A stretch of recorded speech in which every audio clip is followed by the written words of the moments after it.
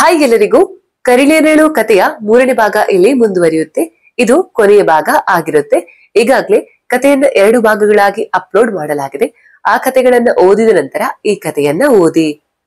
ಆ ವ್ಯಕ್ತಿ ಯಾರೆಂದು ಅವನ ಬಳಿ ಹೋದಾಗ ರಂಗನ್ನ ತುಂಬಾ ಖುಷಿಯಿಂದ, ಗೌರವ್ ಸರ್, ಇವರು ವಿಜಯ್ ಸರ್, ಹೇಗಿದ್ದ ಇವರು ಈಗ ಹೇಗಾಗಿದ್ದಾರೆ ನೋಡಿ. ಅಯ್ಯೋ ದೇವರೇ, ಸದ್ಯ ಇವರು ಬದುಕಿದ್ದಾರೆ. ನಾನು ಇವರು ಬದುಕಿಲ್ಲ ಅಂದುಕೊಂಡಿದ್ದೆ. ಆದರೆ ನಿಮ್ಮಿಂದ ಸಾರ್ನ ನೋಡು ಹಾಗಾಯ್ತು. ಥ್ಯಾಂಕ್ ಯು ಸರ್ ಎಂದು ವಿಜಯನನ್ನ ಅಪ್ಪಿಕೊಂಡು, ಸರ್ ಇದ್ದೇಳಿ, ನಾನು ರಂಗನ್ನ ಬಂದಿದ್ದೇನೆ ಎಂದ. ವಿಜಯ್ ನಿಧಾನವಾಗಿ ಕಣ್ಣು ಬಿಡುತ್ತಾ, ಯಾರು, ನೀನು ರಂಗಣ್ಣನ ಎಂದು ತಡವರಿಸುತ್ತಾ, ರಂಗಣ್ಣ, ಹೌದು ಸರ್, ನಾನೇ ರಂಗಣ್ಣ. ಇದೇನು ನಿಮ್ಮ ಸ್ಥಿತಿ? ಬನ್ನಿ ಹೋಗೋಣ ಮೊದಲು ಇಲ್ಲಿಂದ ಎಂದು ಅವನನ್ನ ಎಬ್ಬಿಸಲು ಹೋದ. ಆದರೆ ಮಾರಾ ಮತ್ತು ಅವನ ಗೂಂಡಾಗಳು ನೀಡುತ್ತಿದ್ದ ಚಿತ್ರಹಿಂಸೆಗೆ ವಿಜಯ್ ದೇಹದ ಸ್ಥಿತಿ ತುಂಬಾ ಹದಗೆಟ್ಟಿತ್ತು.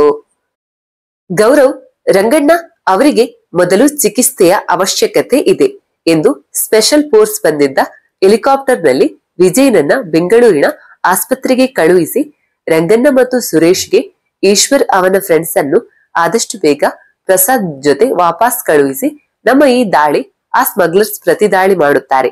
ಆ ಹುಡುಗರು ನಮ್ಮವರೆಂದು ತಿಳಿದರೆ ಖಂಡಿತ ಅವರ ಜೀವಕ್ಕೆ ಅಪಾಯವಿದೆ ಎಂದು ಹೇಳಿ ಅವನು ಬೆಂಗಳೂರಿಗೆ ಹೋದ.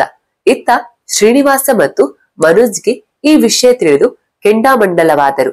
ಸದ್ಯಕ್ಕೆ ಸೋಮನಾಥಪುರ ಮತ್ತು ಕರ್ನಾಟಕದಿಂದ ದೂರವಿರಲು ನಿರ್ಧರಿಸಿ ಮುಂಬೈನಲ್ಲಿ ಅಡಗಿ ಕುಳಿತರು. ವಿಜಯ್ ಚಿಕಿತ್ಸೆಗೆ ಸರಿಯಾಗಿ ಸ್ಪಂದಿಸತೊಡಗಿದ. ಒಂದು ದಿನದ ನಂತರ ಅವನ ನಿಶಕ್ತಿ ಸ್ವಲ್ಪ ಸುಧಾರಿಸಿ ನಿಧಾನವಾಗಿ ಮಾತನಾಡತೊಡಗಿದ.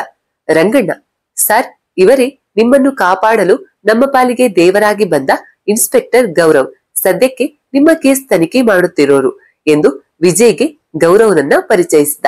ಗೌರವ್, ಅಯ್ಯೋ, ನಾನೇನು ದೇವರಲ್ಲ, ನಿಮ್ಮ ಹಾಗೆ ನನ್ನ ಕರ್ತವ್ಯ ನಿರ್ವಹಿಸುತ್ತಿದ್ದೇನೆ ಅಷ್ಟೇ. ಈಗ ಹೇಗಿದೆ ನಿಮ್ಮ ಆರೋಗ್ಯ? ನೀವು ನಿಮಗೆ ತಿಳಿದಿರುವುದನ್ನೆಲ್ಲ ನಮಗೆ ಹೇಳಿದರೆ ಆದಷ್ಟು ಬೇಗ ಅವರನ್ನ ಹುಡುಕಿ ಶಿಕ್ಷೆ ಕೊಡಿಸಬಹುದು ಎಂದ. ವಿಜಯ್, ಖಂಡಿತವಾಗಿಯೂ ಹೇಳುತ್ತೇನೆ. ಅದಕ್ಕಾಗಿ ಈ ಜೀವ ಬಿಗಿ ಹಿಡಿದು ಕಾಯುತ್ತಿದ್ದೆ. ಎಲ್ಲಿ ಸತ್ಯವೆಲ್ಲ ನನ್ನ ಜೊತೆ ಮಣ್ಣಾಗುತ್ತದೆಯೋ ಎಂದು ಭಯಪಟ್ಟಿದ್ದೆ. ಅವರ ಕರ್ಮಕ್ಕೆ ನನ್ನ ಬಳಿ ಸಾಕ್ಷಿ ಇದೆ ಎಂದ. ರಂಗಣ್ಣ, ಅಯ್ಯೋ ಸರ್, ಅದನ್ನು ಶ್ರೀನಿವಾಸ ನನ್ನ ಕಣ್ಣ ಮುಂದೆಯೇ ಸುಟ್ಟು ಹಾಕಿದ ಎಂದ. ವಿಜಯ್ ಸಣ್ಣದಾಗಿ ನಗುತ್ತಾ, ಅವನು ಸುಟ್ಟಿದ್ದು ಹಾರ್ಡ್ ಕಾಪಿ, ಆದರೆ ಸಾಫ್ಟ್ ಕಾಫಿ ನನ್ನ ಹತ್ತಿರಾನೇ ಇದೆ ಎಂದು ಅವರಿಗೆ ಗೊತ್ತಿದ್ದಕ್ಕೆ ನಾನು ಇನ್ನೂ ನಿಮ್ಮ ಮುಂದಿದ್ದೇನೆ, ಇಲ್ಲಾದ್ರೆ ಯಾವತ್ತೋ ಮಣ್ಣಾಗುತ್ತಿದ್ದೆ ಎಂದು ನಿಟ್ಟುಸಿರು ಬಿಟ್ಟ. ರಂಗಣ್ಣ, ಅವತ್ತು ನಾನು ಮನೆಗೆ ಹೋದ ಮೇಲೆ ನಾಗರಾಜ ನಿಮ್ಗೆ ಮೋಸ ಮಾಡಿ ಆ ಫೈಲನ್ನ ಶ್ರೀನಿವಾಸನಿಗೆ ನೀಡಿದ. ಅವರನ್ನ ಹಿಂಬಾಲಿಸಿದ ನಿಮ್ಮನ್ನು ಅವರು ಕೊಂದರು ಎಂದು ಆ ಶ್ರೀನಿವಾಸನೇ ನನಗೆ ಹೇಳಿದ್ದು. ಹಾಗಾದ್ರೆ ಆಗಿದ್ದಾದ್ರೂ ಏನು ಸರ್ ಎಂದು ಅಚ್ಚರಿಭರಿತವಾಗಿ. ವಿಜಯ್, ಅಂದು ನಾಗರಾಜನನ್ನ ಹಿಂಬಾಲಿಸಿ ಹೋದಾಗ ಶ್ರೀನಿವಾಸ ಅದನ್ನು ನನಗೆ ತೋರಿಸಿ, ನೋಡು, ಸಾಕ್ಷಿ ಈಗ ನನ್ನ ಕೈಲಿದೆ, ನೀನು ನನ್ನನ್ನು ಏನು ಮಾಡಲಾರೆ ಎಂದು ನಕ್ಕ. ಆದರೆ ನಾನು ಅವನ ಬೆದರಿಕೆಗೆ ಬಗ್ಗಲಿಲ್ಲ. ಇದು ಹೋದರೆ ಇದರ ಮೂಲ ನನ್ನ ಬಳಿ ಇನ್ನೂ ಇದೆ. ನೀವು ನನ್ನನ್ನ ಕೊಂದರು ಆ ಸಾಕ್ಷಿ ಸರ್ಕಾರಕ್ಕೆ ತಲುಪುತ್ತದೆ. ನಾನು ಸಾಯಲು ರೆಡಿ ಎಂದೆ. ಅದಕ್ಕವನು ತುಂಬಾ ಕೋಪಗೊಂಡು ಆ ಸಂಪೂರ್ಣ ಸಾಕ್ಷಿ ಅವನಿಗೆ ಕೊಟ್ಟರೆ ಅವನಿಗೆ ಬರುವ ಲಾಭದಲ್ಲಿ ನನಗೂ ಪಾಲು ನೀಡುವುದಾಗಿ ಅನದ ಆಸೆ ತೋರಿಸಿದ. ಅದಕ್ಕೂ ನಾನು ಬಗ್ಗಲಿಲ್ಲ. ಏನೇನೋ ಹೇಳಿ ನನ್ನ ಎದುರಿಸಿದನು. ನಾನು ಅಂಜಲಿಲ್ಲ. ಕೊನೆಗೆ ಸಿಟ್ಟಿನಿಂದ ನನ್ನ ತಲೆಗೆ ಬಲವಾಗಿ ಹೊಡೆದ. ನಾನು ಕೆಳಗೆ ಬಿದ್ದೆ. ಮತ್ತೆ ಎಚ್ಚರವಾದಾಗ ಆ ಗುಹೆಯಲ್ಲಿದ್ದೆ. ಆಗ ಮಾರ, ಹೇಳು, ಆ ಸಾಕ್ಷಿಗಳನ್ನ ಎಲ್ಲಿಟ್ಟಿದ್ಯಾ ಎಂದು ಹಿಂಸಿಸಿದರು. ನಾನು ಬಾಯಿ ಬಿಡಲಿಲ್ಲ. ಕೊನೆಗೆ ನನ್ನನ್ನು ಯಾರೂ ಹುಡುಕಬಾರದು ಎಂದು ನಿನ್ನ ಬಳಿ ಬಂದು ಆ ಫೈಲನ್ನ ಸುಟ್ಟು ಹಾಕಿ ನಾನು ಸತ್ತು ಹೋಗಿದ್ದೇನೆ ಎಂದು ನಂಬಿಸಿ ಆ ನಾಗರಾಜನನ್ನೇ ಸಿಟ್ಟಿನಿಂದ ಸಾಯಿಸಿ ಅದು ಗುರುತು ಸಿಗದಂತೆ ಮಾಡಿ ಅವನ ಶವಕ್ಕೆ ನನ್ನ ಹೆಸರಿಟ್ಟು ಪ್ರಪಂಚಕ್ಕೆ ನಾನು ಬದುಕಿಲ್ಲ ಎಂದು ಹೇಳಿದ್ದೇವೆ ಎಂದು ಮಾರ ನನಗೆ ಹೇಳಿದ. ಅಂದಿನಿಂದ ನಾನು ಸತ್ತರೂ ಪರವಾಗಿಲ್ಲ, ಆ ಸಾಕ್ಷಿ ಇವರ ಕೈ ಸೇರಬಾರದು ಎಂದು ನಿರ್ಧರಿಸಿ ಅವರು ನೀಡುತ್ತಿದ್ದ ಕಿರುಕುಳ ಸಹಿಸಿ ಯಾರಾದ್ರೂ ನನಗೆ ಸಹಾಯ ಮಾಡುತ್ತಾರೆ, ಆ ಪಾಪಿಗಳಿಗೆ ಸರಿಯಾದ ಶಾಸ್ತಿ ಮಾಡುತ್ತಾರೆ ಎಂದು ನಂಬಿ ಉಸಿರು ಬಿಗಿ ಹಿಡಿದಿದ್ದೆ ಎಂದ. ಹಾಗೆ ಹೇಳುವಾಗ ಅವನ ಕಣ್ಣೀರು ಅವನಿಗೆ ತಿಳಿಯದಂತೆ ಕೆನ್ನೆಗೆ ಜಾರಿದವು. ಗೌರವ್, ಹಾಗಾದ್ರೆ ನೀನು ಈ ಸಾಕ್ಷಿ ಎಲ್ಲಿಟ್ಟಿದ್ದೀರಾ? ನಾವು ನಿಮ್ಮ ಮನೆಯವರಿಗೆ ನಿಮ್ಮ ಬಗ್ಗೆ ತಿಳಿಸಲಾ ಎಂದರು. ವಿಜಯ್, ಹೌದು, ಈ ಗಲಾಟೆಯಲ್ಲಿ ನಾನು ನನ್ನ ಮನೆಯವರನ್ನ ಕೇಳೋದೇ ಮರೆತೆ. ಹೇಗಿದ್ದಾರೆ ಎಲ್ಲರೂ ಎಂದ. ಗೌರವ್, ನೀವೇನು ಚಿಂತೆ ಮಾಡಬೇಡಿ, ಎಲ್ಲರೂ ಚೆನ್ನಾಗಿ ಇದ್ದಾರೆ. ಈಗ ನಿಮ್ಮ ಫ್ಯಾಮಿಲಿಗೆ ವಿಷಯ ತಿಳಿಸುತ್ತೇವೆ ಅಂದ. ಹಾಗೆ ಆ ಸಾಕ್ಷಿ ಎಲ್ಲಿದೆ ಹೇಳಿ ಎಂದ. ವಿಜಯ್, ನನ್ನ ಹೆಂಡತಿಗೆ ದೇವರೆಂದರೆ ತುಂಬಾ ಭಕ್ತಿ. ಆದ್ದರಿಂದ ಅವಳು ಪೂಜಿಸುವ ಶಿವನ ಫೋಟೋದ ಒಳಗೆ ಒಂದು ಚಿಕ್ಕ ಪೆನ್ ಡ್ರೈವ್ ಅನ್ನ ಅಡಗಿಸಿದ್ದೇನೆ. ಅವಳು ಯಾವುದೇ ಕಾರಣಕ್ಕೂ ಬೇರೆಯವರನ್ನ ದೇವರ ಮನೆಗೆ ಬಿಟ್ಟುಕೊಳ್ಳುವುದಿಲ್ಲ, ಹಾಗಾಗಿ ಅಲ್ಲಿಯೇ ಇಟ್ಟಿದ್ದೇನೆ ಎಂದ. ಗೌರವ್ ವಿಜಯ್ ಮನೆಯವರಿಗೆ ವಿಷಯ ತಿಳಿಸಿದಾಗ ಅವನ ಹೆಂಡತಿ, ಮಾವ ಮತ್ತು ಅವರ ತಂದೆ ಆಸ್ಪತ್ರೆಗೆ ಬಂದರು. ವಿಜಯ್ ಪೆನ್ ಡ್ರೈವ್ ವಿಷಯ ಹೇಳಿ, ನಾನು ನಡೆದಿದ್ದನ್ನ ಆಮೇಲೆ ಹೇಳುತ್ತೇನೆ, ಮೊದಲು ಇವರಿಗೆ ಶಿವನ ಫೋಟೋದಲ್ಲಿರುವ ಪೆನ್ ಡ್ರೈವ್ ಕೊಡು ಎಂದು ಅವನ ಹೆಂಡತಿಗೆ ಹೇಳಿ ಕಳುಹಿಸಿದ. ಗೌರವ್ ವಿಜಯ್ ಮನೆಗೆ ಹೋಗಿ ಆ ಪೆನ್ ಡ್ರೈವ್ ತೆಗೆದುಕೊಂಡು ಬಂದ. ಗೌರವ್, ಸರ್ ಇದೇನಾ ಆ ಪೆನ್ ಡ್ರೈವ್ ನೋಡಿ ಎಂದು ವಿಜಯ್ಗೆ ತೋರಿಸಿದ. ವಿಜಯ್, ಹೌದು, ಇದೇ ಲ್ಯಾಪ್ಟಾಪ್ಗೆ ಕನೆಕ್ಟ್ ಮಾಡಿ ನೋಡಿ, ನಿಮಗೆ ತಿಳಿಯುತ್ತೆ ಎಂದ. ಗೌರವ್ ಕನೆಕ್ಟ್ ಮಾಡಿ ನೋಡಿ ತುಂಬಾ ಆಶ್ಚರ್ಯಪಟ್ಟ. ಓ ಮೈ ಗಾಡ್, ಇದರ ಹಿಂದೆ ಇಷ್ಟೊಂದು ದೊಡ್ಡ ಇತಿಹಾಸ ಇದೆ ಎಂದುಕೊಂಡಿರಲಿಲ್ಲ. ಸೋಮನಾಥಪುರದ ಬಗ್ಗೆ ಸಾಕ್ಷ್ಯಚಿತ್ರ ಮಾಡಿದಂತಿದೆ. ಇದರ ಬಗ್ಗೆ ನೀವೇ ಬಿಡಿಸಿ ಹೇಳಿ ಎಂದು ವಿಜಯ್ ಹೇಳುವುದನ್ನ ರೆಕಾರ್ಡಿಂಗ್ ಮಾಡುವಂತೆ ಬೇರೆ ಆಫೀಸರ್ಗೆ ಹೇಳಿದ. ವಿಜಯ್ ಅವನು ಹೇಗೆ ಇದರ ಬಗ್ಗೆ ಮಾಹಿತಿ ಕಲೆ ಹಾಕಿದ ಎಂದು ಹೇಳತೊಡಗಿದ. ನಾನು ಮೊದಲು ಆ 6 ನಟರಾಜನ ಮೂರ್ತಿ ನೋಡಿದಾಗ ತುಂಬಾ ಆಶ್ಚರ್ಯ ಪಟ್ಟಿದ್ದೆ. ನಾವು ತನಿಖೆ ಮಾಡುತ್ತಿದ್ದದ್ದು ಅದೇ ರೀತಿ ಇರುವ ಸಣ್ಣದಾದ ವಿಗ್ರಹಗಳು. ಕರ್ನಾಟಕದ ಉತ್ತರ ಕನ್ನಡ ಜಿಲ್ಲೆಯಿಂದಲೇ ಮಹಾರಾಷ್ಟ್ರಕ್ಕೆ ಮತ್ತು ಅಲ್ಲಿಂದ ಗುಜರಾತ್ ಮತ್ತೆ ಅಲ್ಲಿಂದ ಸಮುದ್ರ ಮಾರ್ಗವಾಗಿ ಬೇರೆ ದೇಶಕ್ಕೆ ಸಾಗಿಸಲಾಗುತ್ತಿದೆ ಎಂಬ ಮಾಹಿತಿ ಮೇಲೆ ಸೋಮನಾಥಪುರ ಕಾಡಿಗೆ ಹತ್ತಿರ ಇದೆ, ಇಲ್ಲಿಂದ ನಮ್ಮ ತನಿಖೆಗೆ ತುಂಬಾ ಸಹಾಯವಾಗುತ್ತೆ ಅಂತ ಅಲ್ಲಿನ ಸ್ಟೇಷನ್ಗೆ ಪೋಸ್ಟಿಂಗ್ಗೆ ಹಾಕಿಸಿಕೊಂಡೆ. ಆದರೆ ಅದೇ ಮೂಲ ಅಂತ ಅಲ್ಲಿಗೆ ಹೋಗಿದ್ದಾಗಲೇ ತಿಳಿದಿದ್ದು. ನಾನು ಪುರಾತತ್ವ ಇಲಾಖೆಗೆ ಇದರ ಬಗ್ಗೆ ಮಾಹಿತಿ ಹೇಳಿದಾಗ ನನಗೆ ತಿಳಿದಿದ್ದು ಅಚ್ಚರಿಯ ವಿಷಯ ಅದೇನೆಂದರೆ, ಸೋಮನಾಥಪುರ ಮೊದಲು 13ನೇ ಶತಮಾನದಲ್ಲಿ ಒಂದು ವಿದ್ಯೆ ಕಲಿಸುವ ವಿದ್ಯಾಕೇಂದ್ರವಾಗಿತ್ತು. ಅದರಲ್ಲೂ ಅಲ್ಲಿ ವಿಶೇಷವಾಗಿ ನಾಟ್ಯಶಾಸ್ತ್ರ ಹೇಳಿಕೊಡಲಾಗುತ್ತಿತ್ತು. ವಿವಿಧ ಬೇರೆ ದೇಶ ರಾಜ್ಯಗಳಿಂದಲೂ ನಾಟ್ಯಾಭ್ಯಾಸ ಮಾಡಲು ವಿದ್ಯಾರ್ಥಿಗಳು ಬರುತ್ತಿದ್ದರು. ಅಲ್ಲಿನ ರಾಜ ವಿಕ್ರಮಾರ್ಜುನ ಕಲೆಗೆ ತುಂಬಾ ಪ್ರೋತ್ಸಾಹ ನೀಡುತ್ತಿದ್ದರು. ಅವನ ರಾಣಿ ಕೂಡ ಅದ್ಭುತ ನೃತ್ಯಗಾರ್ತಿಯಾಗಿದ್ದಳು. ಅವಳು ಕೂಡ ಇದೇ ಸೋಮನಾಥಪುರದ ವಿದ್ಯಾಕೇಂದ್ರದಲ್ಲಿ ನಾಟ್ಯಾಭ್ಯಾಸ ಮಾಡಿದ್ದಳು. ಅವಳ ಗುರು ಸೋಮಶೇಖರ ಮಹಾನ್ ಪಂಡಿತರು 1 ವರ್ಷಕ್ಕೆ ಆಯ್ದ 100 ಜನಕ್ಕೆ ಮಾತ್ರ ನಾಟ್ಯ ಕಲಿಯುವ ಅವಕಾಶವಿತ್ತು. ವರ್ಷದಲ್ಲಿ ಕಾರ್ತಿಕ ಮಾಸದ ಕೊನೆಯ ಸೋಮವಾರ ಇದೇ ಸೋಮನಾಥ ದೇವಾಲಯದಲ್ಲಿ ಕೊನೆಯ ಸುತ್ತಿನ ಸ್ಪರ್ಧೆ ಆಯೋಜಿಸಲಾಗುತ್ತಿತ್ತು. ಅದರಲ್ಲಿ ಗೆದ್ದವರಿಗೆ ಸಣ್ಣ ನಟರಾಜರ ಮೂರ್ತಿಗಳನ್ನ ಖುದ್ದು ಮಹಾರಾಜರೇ ನೀಡುತ್ತಿದ್ದರು. ಆ ಮೂರ್ತಿಗಳೇ ಈಗ ಸ್ಮಗ್ಲಿಂಗ್ ಆಗುತ್ತಿರೋದು. ದೊಡ್ಡದಾದ ನಟರಾಜರ ಮೂರ್ತಿ ಎದುರು ಎಲ್ಲಾ ವಿದ್ಯಾರ್ಥಿಗಳು ಪ್ರತಿನಿತ್ಯ ಅಭ್ಯಾಸ ಮಾಡುತ್ತಿದ್ದರು. ಒಮ್ಮೆ ಗುಜರಾತಿನ ನರ್ತಕಿಯೊಬ್ಬಳು ಒಂದು ಮೂರ್ತಿಯನ್ನ ಹಾಗೂ ಮಧ್ಯಪ್ರದೇಶದ ಸ್ಪರ್ಧಿಯೊಬ್ಬರು ಬಹುಮಾನವಾಗಿ ಪಡೆದಿದ್ದ ವಿಗ್ರಹಗಳೇ ಕಳುವಾಗಿರುವುದು. ಸ್ವಲ್ಪ ಕಾಲದ ನಂತರ ರಾಜ ಯುದ್ಧದಲ್ಲಿ ಸಾವನ್ನಪ್ಪಿದ. ಅವನ ರಾಣಿಯು ಅದೇ ಹಾದಿ ಹಿಡಿದಳು. ಸಾಮ್ರಾಜ್ಯ ಬೇರೆ ರಾಜನ ವಶವಾಯಿತು. ಹೀಗಾಗಿ ಸೋಮನಾಥಪುರ ತನ್ನ ಚಾಪು ಕಳೆದುಕೊಳ್ಳುತ್ತಾ ಬಂತು. ಇದರಿಂದ ಬೇಸರಗೊಂಡ ಸೋಮಶೇಖರ ಗುರುಗಳು ಅವರಲ್ಲಿದ್ದ ಎಲ್ಲಾ ವಿಗ್ರಹಗಳನ್ನ ನನ್ನಿಂದೆಲ್ಲ ಅದೇ ಗುಹೆಯಲ್ಲಿ ಊತಿಟ್ಟು ಶಿವನನ್ನ ತಪಸ್ಸು ಮಾಡುತ್ತಾ ಅನ್ನ ನೀರು ಬಿಟ್ಟು ನಿರ್ವಾಣ ಹೊಂದಿದರು. ಅವರು ಕಲವಾದ ನಂತರ ವಿದ್ಯಾಕೇಂದ್ರವು ಸರಿಯಾದ ನಿರ್ವಾಹಕರಿಲ್ಲದೆ ಮುಚ್ಚಲ್ಪಟ್ಟಿತು ಎನ್ನುವ ಸತ್ಯ ನನಗೆ ತಿಳಿಯಿತು. ಇದನ್ನೆಲ್ಲ ನಾನು ಅನೇಕ ಕಡೆ ಹೋಗಿ ಅಲ್ಲಿಂದ ಇತಿಹಾಸಕಾರರು ಮತ್ತು ಅಲ್ಲಿನ ಸ್ಥಳೀಯರು ಹಾಗೂ ಕೆಲವು ಪುಸ್ತಕಗಳನ್ನ ಓದಿದಾಗ ರಾಜ ಮತ್ತು ರಾಣಿ ಗುರು ಸೋಮಶೇಖರ ಮತ್ತು ಅಲ್ಲಿ ನಡೆಸುತ್ತಿದ್ದ ನೃತ್ಯ ಸ್ಪರ್ಧೆ ಎಲ್ಲವಕ್ಕೂ ಉಲ್ಲೇಖಗಳಿವೆ. ಅದನ್ನೆಲ್ಲ ಈ ಪೆನ್ ಡ್ರೈವ್ ಸೇವ್ ಮಾಡಿದ್ದೇನೆ. ಹಾಗೆ ಆ ವಿಗ್ರಹಗಳು ಹೇಗೆ ಬೇರೆ ದೇಶಕ್ಕೆ ಹೋದವು, ಇದರಲ್ಲಿ ಯಾರು ಯಾರು ಇನ್ವಾಲ್ವ್ ಆಗಿದ್ದಾರೆ, ಅದೆಲ್ಲದರ ಮಾಹಿತಿಯು ಇದರಲ್ಲಿದೆ ಎಂದು ಎಲ್ಲವನ್ನ ವಿವರಿಸಿದ. ಗೌರವ್ ವಿಜಯ್ ಹೇಳಿದ ಸಾಕ್ಷಿಗಳನ್ನ ಹೈಯರ್ ಆಫೀಸರ್ಗೆ ಒಪ್ಪಿಸಿ ಮುಂದಿನ ಕಾರ್ಯಾಚರಣೆಗೆ ತಯಾರಿ ಮಾಡಿಕೊಳ್ಳುತ್ತಿದ್ದ. ಇತ್ತ ಈಶ್ವರ್ ಮತ್ತು ಅವರ ಗೆಳೆಯರು ಕಾಡಿನೊಳಗೆ ಟ್ರೆಕ್ಕಿಂಗ್ ಎಂದು ಹೊರಟರು. ಅವರ ಜೊತೆ ಮೊದಲೇ ಅಂದುಕೊಂಡಂತೆ ಸೌಮ್ಯ ಮತ್ತು ಚಿತ್ರರನ್ನ ಅವರ ಜೊತೆಗೆ ಕರೆದುಕೊಂಡು ಹೋದರು. ಅವರಿಗೆ ಅಗತ್ಯವಾದ ವಸ್ತುಗಳನ್ನ ಜೀಪ್ ನಲ್ಲಿ ಇಟ್ಟುಕೊಂಡಿದ್ದರು. ಹಾಗೆ ಕಾಡಿನಲ್ಲಿ ಸಾಗುತ್ತಿದ್ದಂತೆ ಜೀಪ್ ಹೋಗಲು ದಾರಿ ಇಲ್ಲದಾಯಿತು. ಆಗ ಜೀಪ್ ಅಲ್ಲೇ ನಿಲ್ಲಿಸಿ ಕಾಲ್ನಡಿಗೆಯಲ್ಲಿ ತಮ್ಮ ಟ್ರೆಕ್ಕಿಂಗ್ ಆರಂಭಿಸಿದರು. ಹೋಗುತ್ತಿರುವಾಗ ಈಶ್ವರ್ ಮೊದಲು, ಬಾವ ಮೊನ್ನೆ ರೈಡ್ ಮಾಡಿದರಲ್ಲ ಆ ಗುಹೆ ನೋಡಿಕೊಂಡು ಹೋಗೋಣ ಎಂದು ಜಗನ್ ಈಶ್ವರ್ನ ಕಿವಿಯಲ್ಲಿ ಹೇಳಿದ. ಈಶ್ವರ್, ಈಗ ಬೇಡ, ಅಲ್ಲಿ ಪೊಲೀಸ್ ಸೆಕ್ಯೂರಿಟಿ ಇರುತ್ತೆ. ಅಲ್ಲಿಗೆ ಹೋಗಿದ್ದೆವು ಅಂತ ಬಾವನಿಗೆ ಗೊತ್ತಾದ್ರೆ ನಮ್ಮ ಟ್ರೆಕ್ಕಿಂಗ್ ಪ್ಲಾನ್ ಇಲ್ಲೇ ಫ್ಲಾಪ್. ಸುಮ್ಮನೆ ಬೆಂಗಳೂರಿಗೆ ಹೋಗಬೇಕಾಗುತ್ತೆ. ಮುಚ್ಚಿಕೊಂಡು ಬಾ, ಬೇರೆ ಕಡೆ ಹೋಗೋಣ ಎಂದ. ಅವರಿಬ್ಬರ ಮಾತು ಕೇಳಿಸಿಕೊಂಡ ಸೌಮ್ಯ, ಅರೆ ಗುಹೇನ ಎಲ್ಲಿದೆ, ಪ್ಲೀಸ್ ಹೋಗೋಣ, ನಾನು ನೋಡೇ ಇಲ್ಲ, ನಮ್ಮ ಊರಿನ ಇತಿಹಾಸ ತಿಳಿದುಕೊಳ್ಳೋಕೆ ಸಹಾಯ ಆಗುತ್ತೆ, ಪ್ಲೀಸ್ ಬನ್ನಿ ಎಂದಳು. ಕಿಶನ್, ಅದಕ್ಕೇನಂತೆ, ಹೇಗಿದ್ದರು ಆ ಜಾಗ ಜಗ್ಗನೆ ಗೊತ್ತಿದೆ, ಹೋದ್ರೆ ಆಯ್ತು ಬನ್ನಿ ಎಂದ. ಈಶ್ವರ್ ಅಲ್ಲಿಗೆ ಹೋದರೆ ಸೌಮ್ಯಗೆ ಅವರಪ್ಪನ ಬಗ್ಗೆ ಗೊತ್ತಾದ್ರೆ ಹೇಗೆ, ಈ ಕಿಶನ್ ಸುಮ್ಮನೆ ಇರೋದಿಲ್ಲ ಎಂದು, ಬೇಡ ನಾವು ಬೇರೆ ಕಡೆ ಹೋಗೋಣ ಎಂದ. ಆದ್ರೆ ಮೊದಲೇ ಅಟಮಾರಿಯಾದ ಸೌಮ್ಯ ಅವನ ಮಾತು ಕೇಳಲಿಲ್ಲ. ಸರಿ, ಅಲ್ಲಿಗೆ ಹೋಗದಿರಲು ಕಾರಣ ತಿಳಿಸಿ ಎಂದಳು. ಕಿಶನ್, ಅಲ್ಲಿ ಮುಂದೆ ಪೊಲೀಸ್ ರೈಡ್ ಆಗಿದೆ ಅದಕ್ಕೆ ಎಂದ. ಚಿತ್ರ ಆಶ್ಚರ್ಯದಿಂದ, ಏನು ಪೊಲೀಸ್ ಬಂದಿದ್ರ, ಯಾಕೆ, ಏನು ವಿಷಯಕ್ಕೆ ರೈಡ್ ಆಗಿದ್ದು ಎಂದಳು. ಈಶ್ವರ್ ಹೇಳಬೇಡ ಎಂದು ಕಣ್ಣಸನ್ನೆ ಮಾಡಿದರು.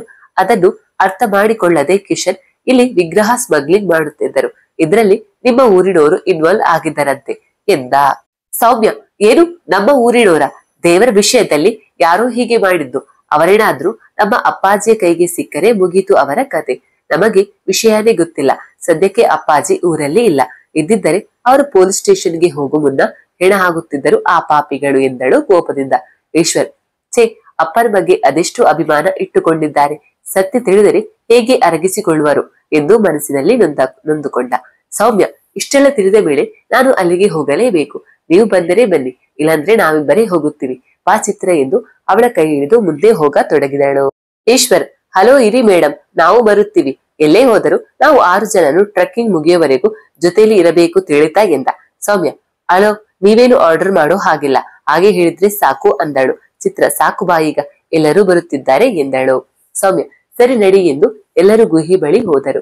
ಸ್ವಲ್ಪ ಹೊತ್ತು ಅಲ್ಲೇ ಸುತ್ತಾಡಿದರು, ಕುಳಿತರು. ಅಲ್ಲಿದ್ದ ಪೊಲೀಸ್ನವರನ್ನ ಈಶ್ವರ್, ಸಾಕು ಹೋಗಿ, ಇಲ್ಲಿ ನೋಡಿದ್ದು ಸೀದಾ ಸೋಮನಾಥಪುರಕ್ಕೆ ಹೋಗಿ, ಇಲ್ಲಿ ಯಾವಾಗ ಕಾರ್ಯಾಚರಣೆ ಆಗುತ್ತೆ ಅಂತ ತಿಳಿದಿಲ್ಲ. ಆ ಶ್ರೀನಿವಾಸ ಮತ್ತು ಮನೋಜ್ ಹಾಗೂ ಫಾರಿನ್ ಪಾರ್ಟಿಗಳು ಎಲ್ಲರೂ ಭೂಗತರಾಗಿದ್ದಾರೆ, ನೀವು ಬೇಗ ಇಲ್ಲಿಂದ ಹೊರಡಿ, ಇಲ್ಲಾಂದ್ರೆ ನಾನು ಗೌರವ್ ಸಾರ್ಗೆ ನೀವು ಬಂದಿರೋದನ್ನ ಹೇಳಬೇಕಾಗುತ್ತೆ ಎಂದ.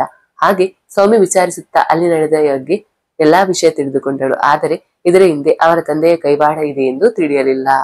ಜಗನ್, ಬನ್ನಿ, ಎಲ್ಲ ಬೇಗ ನಾವು ಇಲ್ಲೇ ಇದ್ದರೆ ಹಾಗೆ ಮನೆಗೆ ವಾಪಸ್ ಹೋಗಬೇಕಾಗುತ್ತೆ ಎಂದು ಎಲ್ಲರೂ ಮತ್ತೆ ಕಾಡಿನ ಒಳಗೆ ಹೋದರು. ಮಧ್ಯಾಹ್ನದ ಬಿಸಿಲು ಸ್ವಲ್ಪ ಜಾಸ್ತಿ ಆದಂತೆ ಅವರ ಹೊಟ್ಟೆ ಚುರುಗುಟ್ಟಲು ಆರಂಭಿಸಿತು.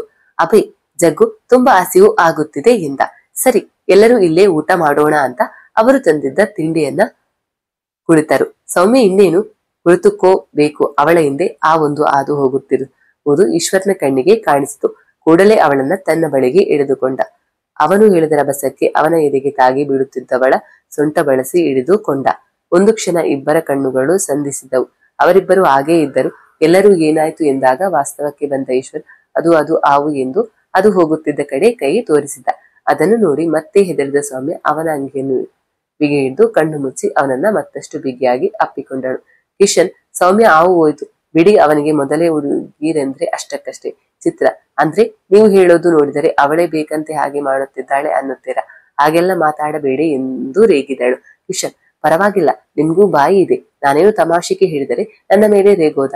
ಚಿತ್ರ, ನೀವು ಹೇಳಿದ್ದು ಅವಳ ಕ್ಯಾರೆಕ್ಟರ್ಗೆ ತಪ್ಪು ಅರ್ಥ ಕೊಡುತ್ತೆ, ಅವಳು ನಿಮ್ಮನ್ನು ನಂಬಿ ನನ್ನನ್ನು ಜೊತೆಗೆ ಕರೆದುಕೊಂಡು ಬಂದಿದ್ದಾಳೆ, ನಿಮ್ಮನ್ನು ಎಷ್ಟು ಗೌರವಿಸುತ್ತಾಳೆಂದು ತಿಳಿದುಕೊಳ್ಳಿ ಎಂದು ಹೇಳುವಾಗ ಅವಳ ಕಣ್ಣು ನೀರು ತುಂಬಿತ್ತು. ಅವಳು ಇಷ್ಟೊಂದು ಸೀರಿಯಸ್ ಆಗಿದ್ದು ಕಿಶನ್ಗೆ ಬೇಜಾರಾಗಿ, ಸಾರಿ ರೀ, ಅದು ಹೇಳಿದ್ದು ಹಾಗೆ ಅಲ್ಲ ಎಂದರು. ಅವಳು ಸಮಾಧಾನವಾಗಲಿಲ್ಲ. ಅದಕ್ಕೆ ಈಶ್ವರ್ನಿಂದ ದೂರ ಸರಿದು, ಚಿತ್ರ, ನೀನು ಸುಮ್ಮನೆ ಅಳಬೇಡ, ಅವರ ಉದ್ದೇಶ ಕೆಟ್ಟವಾಗಿರಲಿಲ್ಲ, ಹಾಗಿದ್ದರೆ ನಾನು ಕಿಶನ್ನ ಸುಮ್ಮನೆ ಬಿಡುತ್ತೇನ ಎಂದು ಅವಳನ್ನ ಸಮಾಧಾನಿಸಿದಳು. ಅಭಯ್ ನೋಡಿದ, ನಿನ್ನಿಂದ ಅವರಿಗೆ ಅರ್ಟ್ ಆಯ್ತು, ಅದಕ್ಕೆ ನಾನು ಹೇಳೋದು, ಎಲ್ಲಾ ಟೈಮಲ್ಲಿ ನೀನು ಕಾಮಿಡಿ ಮಾಡಬೇಡ ಅಂತ ನಾನು ಹೇಳೋದು ಎಂದ. ಮೊದಲೇ ಚಿತ್ರ ಬೇಜಾರಾಗಿದ್ದಕ್ಕೆ ಅವನಿಗೂ ಬೇಜಾರಾಗಿತ್ತು. ಅದರಲ್ಲೂ ಅಭಯ್ ಹೇಳಿದ್ದಕ್ಕೆ ಅವನಿಗೆ ಸಿಟ್ಟು ಬಂತು. ಅವನು ಇಲ್ಲೇ ಜಗಳ ಆಡೋದು ಕಾಯಂ ಎಂದು ತಿಳಿದ ಈಶ್ವರ್, ಅಪ್ಪ ಬರ್ರೋ, ತಂದಿರೋದನ್ನ ತಿಂದು ಜೀವ ಉಳಿಸಿಕೊಳ್ಳೋಣ ಎಂದ. ಕಿಶನ್, ಆಯ್ತು, ನಾನು ಇನ್ನು ಏನು ಮಾತಾಡೋದೇ ಇಲ್ಲ ಸರಿನಾ ಎಂದು ಮುಖ ಗಂಟಿಕ್ಕಿಕೊಂಡು ಜಗನ್ ಕೊಟ್ಟಿದ್ದನ್ನ ತಿನ್ನುತ್ತಿದ್ದ. ಅವನಿಗೆ ಸಡನ್ ಆಗಿ ನೆತ್ತಿಗೇರಿತು. ಅಲ್ಲೇ ಇದ್ದ ಚಿತ್ರ ಅವನಿಗೆ ಕುಡಿಯೋದಕ್ಕೆ ನೀರು ಕೊಟ್ಟಳು. ಸದ್ಯ ಸರಿ ಹೋದಲಲ್ಲ ಎಂದು ನೀರು ಕುಡಿದು ಥ್ಯಾಂಕ್ ಯು ಎಂದ. ಸೌಮ್ಯ, ಹಾಗೇನಿಲ್ಲ, ನೀವು ಯಾವಾಗ್ಲೂ ಎಲ್ಲರನ್ನ ನಗಿಸುತ್ತೀರಲ್ಲ, ಹೀಗೆ ಮಾತಾಡಿದ್ದು ಅವಳಿಗೆ ಸರಿ ಅನಿಸಲಿಲ್ಲ. ಹಳ್ಳಿ ವಾತಾವರಣದಲ್ಲೇ ಬೆಳೆದಿದ್ದಾಳೆ, ಅದಕ್ಕೆ ಅವಳು ತುಂಬಾ ಸೆನ್ಸಿಟಿವ್, ಯಾರೂ ಬೇಜಾರಾಗಬೇಡಿ, ಬನ್ನಿ ಹೋಗೋಣ, ಇನ್ನು ನೋಡೋದು ತುಂಬಾ ಇದೆ ಅಂದಳು. ಜಗನ್, ಸರಿ ಬಿಡಿ, ನೀವು ನಮ್ಮ ಫ್ರೆಂಡ್ಸ್ ನಿಮ್ಮ ಮನೆಗೆ ಹೋಗೋವರೆಗೂ ನಾನು ನಿಮ್ಮನ್ನು ಸೆಕ್ಯೂರ್ ಮಾಡುತ್ತೀವಿ ಎಂದ. ಎಲ್ಲರೂ ಊಟ ಮುಗಿಸಿ ಹೊರಟರು. ಈಶ್ವರ್ ಕೆಂಚ ಲಗೇಜ್ ಭಾರ ಅನಿಸುತ್ತಿದ್ದರೆ ಕೊಡು, ಬ್ಯಾಗ್ ನಾನು ಸ್ವಲ್ಪ ಹೊತ್ತು ಹಾಕೋತೀನಿ ಎಂದ. ಕೆಂಚ, ಮೂಟೆ ಹೊತ್ತು ಅಭ್ಯಾಸ ಇರೋ ನಮಗೆ ಇದೆಲ್ಲ ಭಾರ ಅಲ್ಲ ಬಿಡಿ ಅಣ್ಣ, ನಾನೇ ಬ್ಯಾಗ್ ತರ್ತೀನಿ ಎಂದ. ಸೌಮ್ಯ ನಿಧಾನವಾಗಿ ಅವನ ಹತ್ತಿರ ಬಂದು ಥ್ಯಾಂಕ್ ಯು ಲಂಬೂಜಿ ಎಂದಳು. ಈಶ್ವರ್, ಸಾರಿ, ಆ ಟೈಮಲ್ಲಿ ನಾನೇನು ಮಾಡಬೇಕಂತ ತಿಳಿಯದೆ ಹಾಗೆ ಮಾಡಿದೆ, ಪ್ಲೀಸ್ ಡೋಂಟ್ ಮೈಂಡ್ ಎಂದ. ಅವನಿಗೆ ಅವಳ ಮೇಲೆ ಕನಿಕರ ಬಂದಿತ್ತು. ಪಾಪ, ಅಪ್ಪನನ್ನ ಅದ್ಭುತ ಪುರುಷ ಅಂದುಕೊಂಡಿದ್ದಾಳೆ, ಅವರ ಕರ್ಮಗಳು ಗೊತ್ತಾದರೆ ಹೇಗೆ ತೆಗೆದುಕೊಳ್ಳೋ ಅಂತ ಯೋಚಿಸುತ್ತಾ ನಿಂತ. ಅರೆ, ಇವನು ನಾನು ಲಂಬು ಅಂದರು ಸುಮ್ಮನಿದ್ದಾನಲ್ಲ, ಇದು ಹೇಗೆ ಸಾಧ್ಯ? ಇರಲಿ, ನಾನೇ ಕೇಳುತ್ತೀನಿ ಎಂದು. ಅದು ನಾನು ನಿಮಗೆ ಲಂಬು ಅಂದಿದ್ದು ನಿಮಗೆ ಕೋಪ ಬರಲಿಲ್ವಾ ಎಂದಳು ನಿಧಾನವಾಗಿ ಸೌಮ್ಯ. ಹಾಗೇನಿಲ್ಲ, ಹೇಗಿದ್ದರು ಇನ್ನು 2-3 ದಿನ ನಾವು ಜೊತೆಲಿ ಇರುತ್ತೇವೆ ಅಷ್ಟೇ. ನೀವು ನಮ್ಮ ಫ್ರೆಂಡ್ಸ್ ಅಂದ ಮೇಲೆ ನೀವು ನಿಮಗೆ ಬೇಕಾದಾಗೆ ಕರೆಯಿರಿ, ಆಗಂತ ಏನು ಅಂದು ಬಿಟ್ಟಿರಾ? ಮತ್ತೆ ಸ್ವಲ್ಪ ಮರ್ಯಾದೆ ಇರಲಿ ಎಂದು ನಕ್ಕು ಅವಳ ಕಾಣೆಳೆದ ಈಶ್ವರ್. ಸೌಮ್ಯ, ಪರವಾಗಿಲ್ಲ, ನೀವು ತಮಾಷೆ ಮಾಡುತ್ತೀರಾ, ನಾನು ನಿಮ್ಮನ್ನ ತುಂಬಾ ಸೀರಿಯಸ್ ಅಂದುಕೊಂಡಿದ್ದೆ ಎಂದು ನಗುತ್ತಾ ಅವನನ್ನ ದಾಟಿ ಚಿತ್ರ ಜೊತೆ ನಡೆದಳು. ಜಗನ್, ವಾವ್ ನೋಡಿ, ಎಲ್ಲರೂ ಎಷ್ಟು ಚೆನ್ನಾಗಿದೆ ನದಿ ಎಂದು ಕೂಗಿದ. ಎಲ್ಲರೂ ಅಲ್ಲಿಗೆ ಬಂದರು. ಈಶ್ವರ್, ಈಗ ಯಾರು ನೀರಿಗೆ ಇಳಿಯೋದು ಬೇಡ, ಆಗ್ಲೇ ಸಾಯಂಕಾಲ ಆಗುತ್ತಿದೆ, ಈಗ ವಾಪಸ್ ಹೋಗೋಣ, ಬೆಳಿಗ್ಗೆ ಸೀದಾ ಇಲ್ಲಿಗೆ ಬರೋಣ, ಆಗ ನೀರಿಗೆ ಇಳಿಯಲು ಬೇಕಾದ ಲೈಫ್ ಜಾಕೆಟ್ ಕ್ವಾರ್ಟರ್ಸ್ ನಲ್ಲಿರೋದು ತರೋಣ, ಹೇಗೆ ಅಂತ ಹೇಳೋಕ್ಕಾಗಲ್ಲ, ನೀರು ತುಂಬಾ ಜೋರಾಗಿ ಹರಿಯುತ್ತಿದೆ ಎಂದ. ಜಗನ್, ಯಾಕೆ ಬೇಡ ಅಂತಿದ್ಯಾ? ಆ ದ್ವೀಪ ಇರೋದು ಇಲ್ಲೇ ಅಂತ ತಾನೆ ನಾವು ಇಲ್ಲಿಗೆ ಬಂದಿದ್ದು, ಈಗ ವಾಪಸ್ ಹೋಗೋದಾ ಎಂದ. ನೋಡು ಜಗ್ಗಿ, ಸೌಮ್ಯ ಮತ್ತು ಚಿತ್ರಳಿಗೆ ಅವರಪ್ಪನ ಕರ್ಮಕಾಂಡ ತಿಳಿದಿಲ್ಲ, ಸುಮ್ಮನೆ ಇದ್ರಲ್ಲಿ ಅವರನ್ನ ಇನ್ವಾಲ್ವ್ ಮಾಡುವುದು ಬೇಡ, ನಾಳೆ ಅವರನ್ನ ಬಿಟ್ಟು ಬರೋಣ, ನಮ್ಮ ಕೆಲಸ ಆಮೇಲೆ ಮಾಡಿದರಾಯ್ತು ಅಂದ ಈಶ್ವರ್. ಸರಿ ಎಂದು ಎಲ್ಲರನ್ನ ಅವಸರಿಸಿ ಮತ್ತೆ ಸೋಮನಾಥಪುರಕ್ಕೆ ಹೋದರು.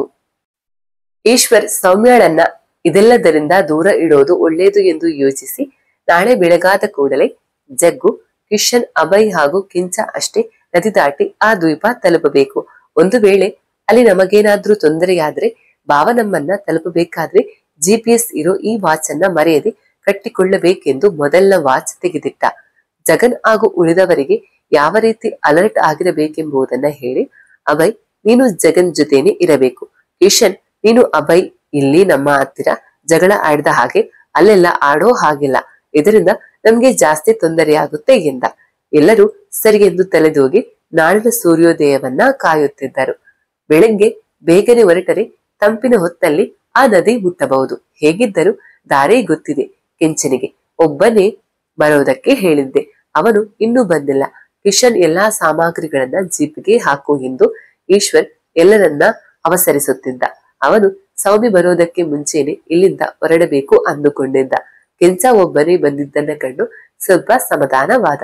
ಕೆಂಚ, ಅಣ್ಣ ಬನ್ನಿ ಹೋಗೋಣ, ಆದ್ರೆ ನೀವು ಸೌಮ್ಯಕ್ಕ ಮತ್ತು ಚಿತ್ರಕ್ಕನನ್ನ ಯಾಕೆ ಬೇಡ ಅಂದಿರಿ ಎಂದ. ಜಗನ್, ಅವರು ಹೆಣ್ಣು ಮಕ್ಕಳು, ಪಾಪ, ಕಾಡು ಬೇಡು ಹತ್ತೋದಕ್ಕೆ ಆಗಲ್ಲ, ನಿನ್ನೆ ನೀನೇ ನೋಡಿದ್ದಲ್ಲ, ಆ ಸೌಮ್ಯನಿಗೆ ಏನಾದ್ರೂ ಕಚ್ಚಿದರೆ ಏನು ಗತಿ, ಹಾಗಾಗಿ ಬೇಡ ಅಂದೆವು ಅಷ್ಟೇ ಎಂದ. ಕೆಂಚ, ಅದು ಸರಿನೇ ಬಿಡಣ್ಣ, ನಾವೇ ಹೋಗಿ ಬರೋಣ ಅಂದ. ಎಲ್ಲರೂ ಜೀಪ್ ಹತ್ತಿ ಹೊರಟರು. ಆದ್ರೆ ಸ್ವಲ್ಪ ದೂರ ಹೋಗುತ್ತಿದ್ದಂತೆ ಅಡ್ಡದಾರಿಯಿಂದ ಓಡಿ ಬಂದ ಸೌಮ್ಯ ಜೀಪ್ಗೆ ಅಡ್ಡವಾಗಿ ಬಂದು ನಿಂತಳು. ಜೀಪ್ ಓಡಿಸುತ್ತಿದ್ದ ಈಶ್ವರ್ ಅವಳು ಅಚಾನಕ್ ಆಗಿ ಬಂದದ್ದನ್ನ ನೋಡಿ ಸಡನ್ ಆಗಿ ಬ್ರೇಕ್ ಹಾಕಿದ. ಎಲ್ಲರೂ ಒಂದು ಕ್ಷಣ ಗಾಬರಿಯಾಗಿ ಏನಾಯ್ತು ಈಶ್ವರ್ ಎಂದರು. ಅಲ್ಲಿ ಸೌಮ್ಯ ನಿಂತಿರುವುದನ್ನ ನೋಡಿ ಇವಳ್ಯಾಕಪ್ಪ ಇಲ್ಲಿಗೆ ಬಂದಳು ಅಂದುಕೊಳ್ಳುತ್ತಾ ಈಶ್ವರ್ನನ್ನ ನೋಡಿದರು. ಅವನು ತುಂಬಾ ಕೋಪದಲ್ಲಿದ್ದ. ಅಲ್ಲ, ಯಾರಾದ್ರೂ ಹೀಗೆ ಅಡ್ಡ ಬರುತ್ತಾರಾ? ಬುದ್ಧಿ ಇಲ್ಲವ ನಿನಗೆ, ಸ್ಟುಪಿಡ್ ಅಂತ ಬೈಯುತ್ತಾ ಜೀಪ್ನಿಂದ ಕೆಳಗಿಳಿದ. ಸೌಮ್ಯ, ಮತ್ತೆ ನನ್ನನ್ನೇಕೆ ಬಿಟ್ಟು ಹೋಗುತ್ತಿದ್ದೀರಾ? ನಾನು ಕೆಂಚನಿಗಾಗಿ ಕಾಯುತ್ತಿದ್ದೆ, ಆದರೆ ಅವನು ಮನೆ ಹತ್ತಿರ ಬರದೆ ಸೀದಾ ನಿಮ್ಮ ಬಳಿಗೆ ಬಂದ. ನಾನು ನೋಡೋಣ ಅಂತ ಅವನ ಹಿಂದೆ ಬಂದೆ, ಆದ್ರೆ ನೀವು ನಮ್ಮನ್ನ ಬಿಟ್ಟು ಹೋಗಿದ್ದು ನೋಡಿ ಅಡ್ಡದಾರಿಯಿಂದ ಓಡಿ ಬಂದೆ. ಅದ್ಯಾಕೆ ಸಿಟ್ಟು ಮಾಡಿಕೊಂಡಿದ್ದೀರಾ ಲಂಬೂಜಿ? ನಡೀರಿ ಮನೆ ಹತ್ತಿರ, ಚಿತ್ರಾನು ಕರೆದುಕೊಂಡು ಹೋಗೋಣ ಎಂದು ಜೀಪ್ ಹತ್ತಲು ಹೋದವಳನ್ನ ತಡೆದು ನಿಲ್ಲಿಸಿ, ನೋಡು ಸೌಮ್ಯ, ಇವತ್ತು ನೀವು ಬೇಡ, ನಾವೇ ಹೋಗುತ್ತೀವಿ, ನೀನು ಮನೆಗೆ ಹೋಗು ಎಂದು ಸಮಾಧಾನದಿಂದ. ಸೌಮ್ಯ, ಯಾಕೆ, ನಾನು ಕೂಡ ಬರುತ್ತೇನೆ, ಮುಂಚೆ ಮಾತಾಡಿರೋ ಹಾಗೆ, ಅಲ್ಲದೆ ನಮ್ಮ ಊರಿನ ಆ ವಿಗ್ರಹ ಕಳ್ಳರು ಯಾರು ಎನ್ನುವುದು ನನಗೆ ತಿಳಿಯಬೇಕು ಎಂದಳು. ಈಶ್ವರ್, ನೋಡು ಸೌಮ್ಯ, ಅಲ್ಲಿ ಡೇಂಜರ್ ಇರುತ್ತೆ ಅಂತಾನೆ ನೀವು ಬೇಡ ಅನ್ನುತ್ತಿರೋದು, ಸ್ವಲ್ಪ ಅರ್ಥ ಮಾಡಿಕೋ ಎಂದ. ಸೌಮ್ಯ, ನೋವೆ, ನಾನು ಬಂದೇ ಬರುತ್ತೇನೆ, ಯಾರ ಮಾತನ್ನ ಕೇಳಲ್ಲ ನಾನು ಎಂದು ಹಠ ಹಿಡಿದಳು. ಇವರಿಬ್ಬರು ಮತ್ತೆ ಜಗಳ ಮಾಡುತ್ತಾರೋ ಅಂತ ಜಗನ್ ಕೆಳಗಿಳಿದು ಬಂದ. ಇಬ್ಬರು ಸ್ವಲ್ಪ ಈ ಕಡೆ ಬನ್ನಿ ಎಂದು ಜೀಪಿನಿಂದ ಸ್ವಲ್ಪ ದೂರ ಕರೆದುಕೊಂಡು ಹೋಗಿ, ಸೌಮ್ಯ, ನೀವು ನಮ್ಮ ಜೊತೆ ಬಂದರೆ ನಿಮ್ಗೆ ತೊಂದರೆ ನಾವು ಮಾಡಲು ಹೊರಟಿರುವ ಕೆಲಸಕ್ಕೆ ಅಡ್ಡಿಯಾಗುತ್ತೆ. ಅಲ್ಲದೆ ಆ ವಿಗ್ರಹ ಕಳ್ಳರು ನಿಮ್ಗೆ ಗೊತ್ತಿರುವವರೇ ಆದ್ದರಿಂದ ಆಗ ನೀವೇನು ಮಾಡುತ್ತೀರಾ? ಪ್ಲೀಸ್ ಅರ್ಥ ಮಾಡಿಕೊಳ್ಳಿ. ಬಾ ಈಶ್ವರ್, ನಾವು ಹೋಗೋಣ ಅಂತ ಅಂದ. ಅವನ ಹಿಂದೆ ಹೊರಟ ಈಶ್ವರನಿಗೆ ಅಡ್ಡ ಬಂದು, ಅಂದರೆ ಆ ವ್ಯಕ್ತಿ ಯಾರೆಂದು ನಿಮಗೆ ಗೊತ್ತಿದೆ ಅಂತ ಆಯ್ತು. ಹಾಗಾದ್ರೆ ಯಾರು ಅವರು ಹೇಳಿ ಈಶ್ವರ್ ಎಂದು ಹಠ ಮಾಡಿದಳು. ಕೊನೆಗೆ ಈಶ್ವರ್ ಹೇಳೇ ಬಿಟ್ಟ. ಇದರ ಹಿಂದೆ ಇರೋದು ಈ ಊರಿನ ದೊಡ್ಡ ಮನುಷ್ಯರು ಮತ್ತೆ ಅವರ ಫ್ರೆಂಡ್ಸ್, ಐ ಮೀನ್ ನಿಮ್ಮ ಅಪ್ಪಾಜಿ, ದಿ ಗ್ರೇಟ್ ಮಿಸ್ಟರ್ ಶ್ರೀನಿವಾಸ್ ಇಂದ. ಅವನ ಮಾತು ಕೇಳುತ್ತಿದ್ದಂತೆ ಸೌಮ್ಯ ಕೆಂಡಾಮಂಡಲವಾದಳು. ತಂದೆ ಎಂದರೆ ದೇವರು ಎಂದು ತಿಳಿದವಳಿಗೆ ಯಾರಾದ್ರೂ ತಂದೆಯ ಬಗ್ಗೆ ಕೆಟ್ಟದ್ದಾಗಿ ಮಾತನಾಡಿದಾಗ ಕೋಪ ಬರುವುದು ಸಾಮಾನ್ಯವೇ. ಹಲೋ ಈಶ್ವರ್, ಏನು ಮಾತನಾಡುತ್ತಿದ್ದೀರಾ ಅಂತ ನಿಮ್ಗೆ ಪ್ರಜ್ಞೆ ಇದೆಯಾ? ನಮ್ಮ ಅಪ್ಪಾಜಿನೇ ಆ ಗುಂಪಿಗೆ ಸೇರಿದವರು ಅನ್ನೋಕೆ ನಿಮಗೆಷ್ಟು ಧೈರ್ಯ ಅನ್ನುತ್ತಾ ಅವನ ಕಾಲರ್ ಪಟ್ಟಿ ಹಿಡಿದಳು. ಇದನ್ನು ನೋಡಿದ ಜಗನ್ಗೆ ಸಿಟ್ಟು ಬಂದು, ತೆಗಿರಿ ಕೈನ, ಏನೋ ನಿಮ್ಗೆ ನೋವಾಗಬಾರದು ಅಂತ ಹೇಳಿದರೆ ವಿಷಯ ಕೆದಕಿ ಎಲ್ಲ ತಿಳಿದ ಮೇಲೆ ನಿಮಗೆ ಸಹಾಯ ಮಾಡುವುದಕ್ಕೆ ಬಂದ ನನ್ನ ಫ್ರೆಂಡ್ ಕಾಲರ್ ಹಿಡಿತೀರಾ ಎಂದು ಅವಳ ಕೈ ಬಿಡಿಸಿದ. ಈಶ್ವರ್, ಏ ಜಗನ್ ಬಿಡು, ಸತ್ಯ ಯಾವಾಗ್ಲೂ ಕಹಿನೇ, ಇದು ಅವರಿಗೆ ತಿಳಿಯೋಕೆ ಸ್ವಲ್ಪ ಸಮಯ ಹಿಡಿಯುತ್ತೆ, ಬಾ ನಾವು ಹೋಗೋಣ ಎಂದ. ಸೌಮ್ಯ, ನೀವು ಹೇಳಿದ್ದೆಲ್ಲ ನಾನು ನಂಬಲ್ಲ. ನಾನೇ ಖುದ್ದಾಗಿ ನೋಡಿದ ಮೇಲೆ ನಾನು ಡಿಸೈಡ್ ಮಾಡೋದು. ನನಗೂ ಗೊತ್ತು, ನಮ್ಮ ತಂದೆಯವರು ಯಾವುದೇ ಕಾರಣಕ್ಕೂ ಆ ರೀತಿ ಮಾಡುವವರಲ್ಲ. ನಾನು ಅದನ್ನ ನಿಮ್ಗೆ ಪ್ರೂವ್ ಮಾಡೇ ಮಾಡುತ್ತೇನೆ. ನಾನು ಕೂಡ ಆ ದ್ವೀಪಕ್ಕೆ ಹೋಗುತ್ತೇನೆ. ನಿಮ್ಮ ಜೊತೆ ಅಲ್ಲದಿದ್ದರೂ ನಾನು ಒಬ್ಬಳೇ ಆದರೂ ಹೋಗುತ್ತೇನೆ ಎಂದಳು. ಈಶ್ವರ್, ನಾವು ಹೇಳೋದನ್ನೆಲ್ಲ ಹೇಳಿದ್ದೇವೆ. ಇದರ ಮೇಲೆ ನಿನ್ನಿಷ್ಟ. ನೀನು ಒಬ್ಬಳೇ ಹೋಗೋದು ಬೇಡ, ನಮ್ಮ ಜೊತೆ ಬಾ ಎಂದ.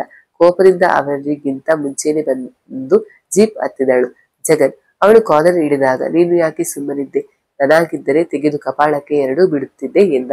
ಈಶ್ವರ್, ಆ ಸಿಚುವೇಶನ್ ಅಲ್ಲಿ ಯಾರಿದ್ದರೂ ಹಾಗೆ ಮಾಡೋದು. ನೀನು ನಾನು ಕೂಡ ಹಾಗೆ ಯಾರಾದ್ರೂ ನಮ್ಮ ತಂದೆಯ ಬಗ್ಗೆ ಮಾತನಾಡಿದರೆ ಕೋಪ ಬರುವುದು ಸಹಜ ತಾನೆ, ಬಿಡು, ಅದನ್ನ ನಡೆ ಹೋಗೋಣ ಎಂದ. ಈಶ್ವರ್ ಸೌಮ್ಯ ಬಗ್ಗೆ ಇಷ್ಟೊಂದು ಸಾಫ್ಟ್ ಆಗಿರೋದನ್ನ ನೋಡಿದ ಜಗನ್ಗೆ ಸಮಥಿಂಗ್ ಇಸ್ ರಾಂಗ್ ಅನ್ನಿಸತೊಡಗಿತು. ಕೋಪದಿಂದ ಇದ್ದ ಸೌಮ್ಯಳನ್ನ ಕೆಂಚ ಮಾತನಾಡಿಸಿದಾಗ ಅವನಿಗೆ ಬೈದಳು. ಪಾಪ ಕೆಂಚನಿಗೆ ಸೌಮ್ಯಕ್ಕೆ ಯಾಕೆ ಬೈದರು ಅಂತ ಅರ್ಥವಾಗದೆ ತಲೆ ಕೆರೆದುಕೊಂಡ. ಕೆಂಚನಿಗೆ ಇನ್ನೂ ಏನೂ ತಿಳಿದಿಲ್ಲ. ನೀನು ಅವನ ಮೇಲೆ ಕೋಪ ಮಾಡಿಕೊಂಡರೆ ಏನು ಪ್ರಯೋಜನ ಇಲ್ಲ, ಹೇಗಿದ್ದರೂ ನೀನು ಬರುತ್ತಿದ್ದೀಯಲ್ಲ, ಅವಾಗ ನಿನಗೆ ತಿಳಿಯುತ್ತೆ ಎಂದು ಮೆಲ್ಲಗೆ ಕಿವಿಯಲ್ಲಿ ಹೇಳಿದ ಈಶ್ವರ್. ಈಶ್ವರ್ ಜೀಪನ್ನ ಸ್ಟಾರ್ಟ್ ಮಾಡಿ ಅದು ಹೋಗುವಂತಹ ದಾರಿಯಲ್ಲಿ ಹೋದ.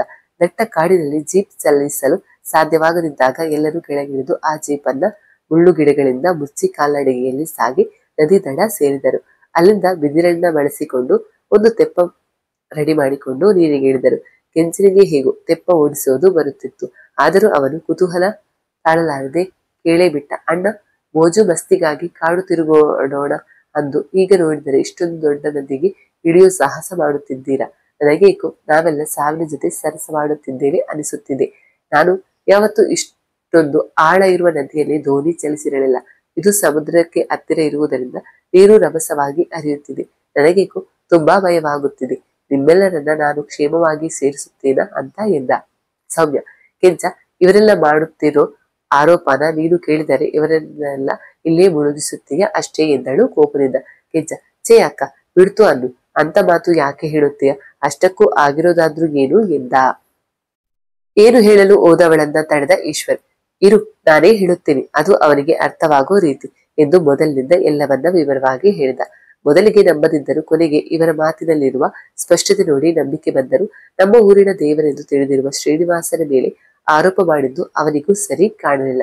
ಕಿಶನ್, ನೀನು ನಂಬೋದಕ್ಕೆ ನನ್ನ ಹತ್ತಿರ ಸಾಕ್ಷಿ ಇದೆ ಎಂದು ಅಂದು ಗೌರವ್ ಹಿಡನ್ ಕ್ಯಾಮೆರಾ ಫಿಕ್ಸ್ ಮಾಡಿ ಲ್ಯಾಪ್ಟಾಪ್ಗೆ ಕನೆಕ್ಟ್ ಮಾಡಿದಾಗ ಸೇವ್ ಆಗಿದ್ದ ದೃಶ್ಯವನ್ನ ಪ್ರಸಾದ್ಗೆ ತಿಳಿಯದ ಹಾಗೆ ತನ್ನ ಮೊಬೈಲ್ಗೆ ಕಾಪಿ ಮಾಡಿದ್ದನ್ನ ಸೌಮ್ಯ ಮತ್ತು ಕೆಂಚನಿಗೆ ತೋರಿಸಿದ. ಜಗನ್, ನೋಡು, ಈ ದಾಂಡಿಗ ಮಾರತಾನೆ ಮತ್ತು ಅವನ ಜೊತೆಯಲ್ಲಿ ಇರುವವರು ಕೂಡ ನಿನಗೆ ಗೊತ್ತಿರುವವರು.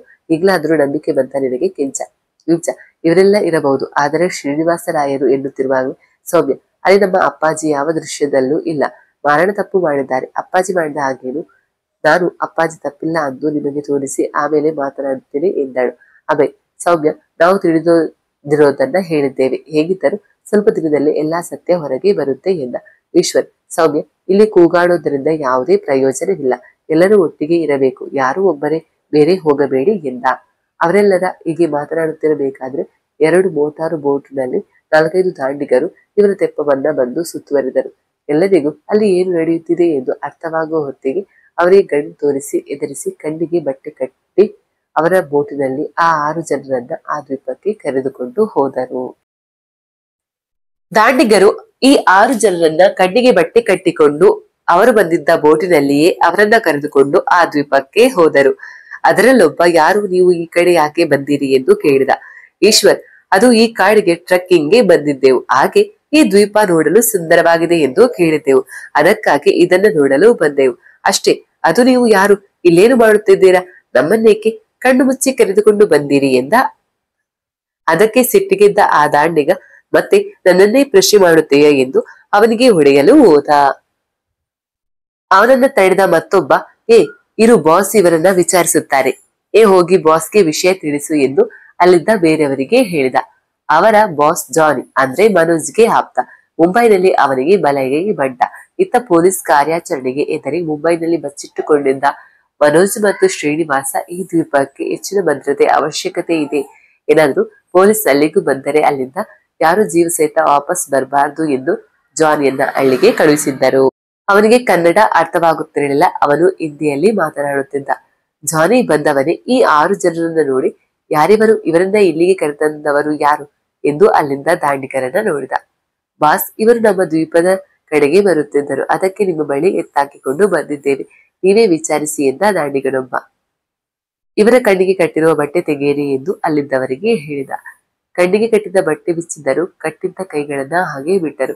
ಎಲ್ಲರೂ ನಿಧಾನವಾಗಿ ಕಣ್ಣು ಬಿಟ್ಟು ಜಾನಿಯನ್ನು ನೋಡಿದಾಗ ಅವನ ಆಕಾರ ವಿಕಾರಕ್ಕೆ ತಗ್ಗಾಗಿ ಹೋದರು. ಸೌಮ್ಯಳಂತೂ ಅವನನ್ನು ನೋಡಿದಾಕ್ಷಣ ಭಯಗೊಂಡು ಪಕ್ಕದಲ್ಲೇ ನಿಂತಿದ್ದ ಈಶ್ವರ್ನ ಬಳಿ ಸೆಳೆದಳು.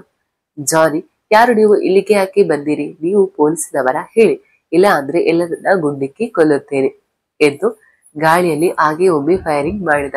ಎಲ್ಲರೂ ಒಮ್ಮೆಲೆ ಬೆಚ್ಚಿ ಬಿದ್ದರು. ಅಭಯ್ ಮತ್ತು ಸೌಮ್ಯ ತುಂಬಾ ಹೆದರಿದರು.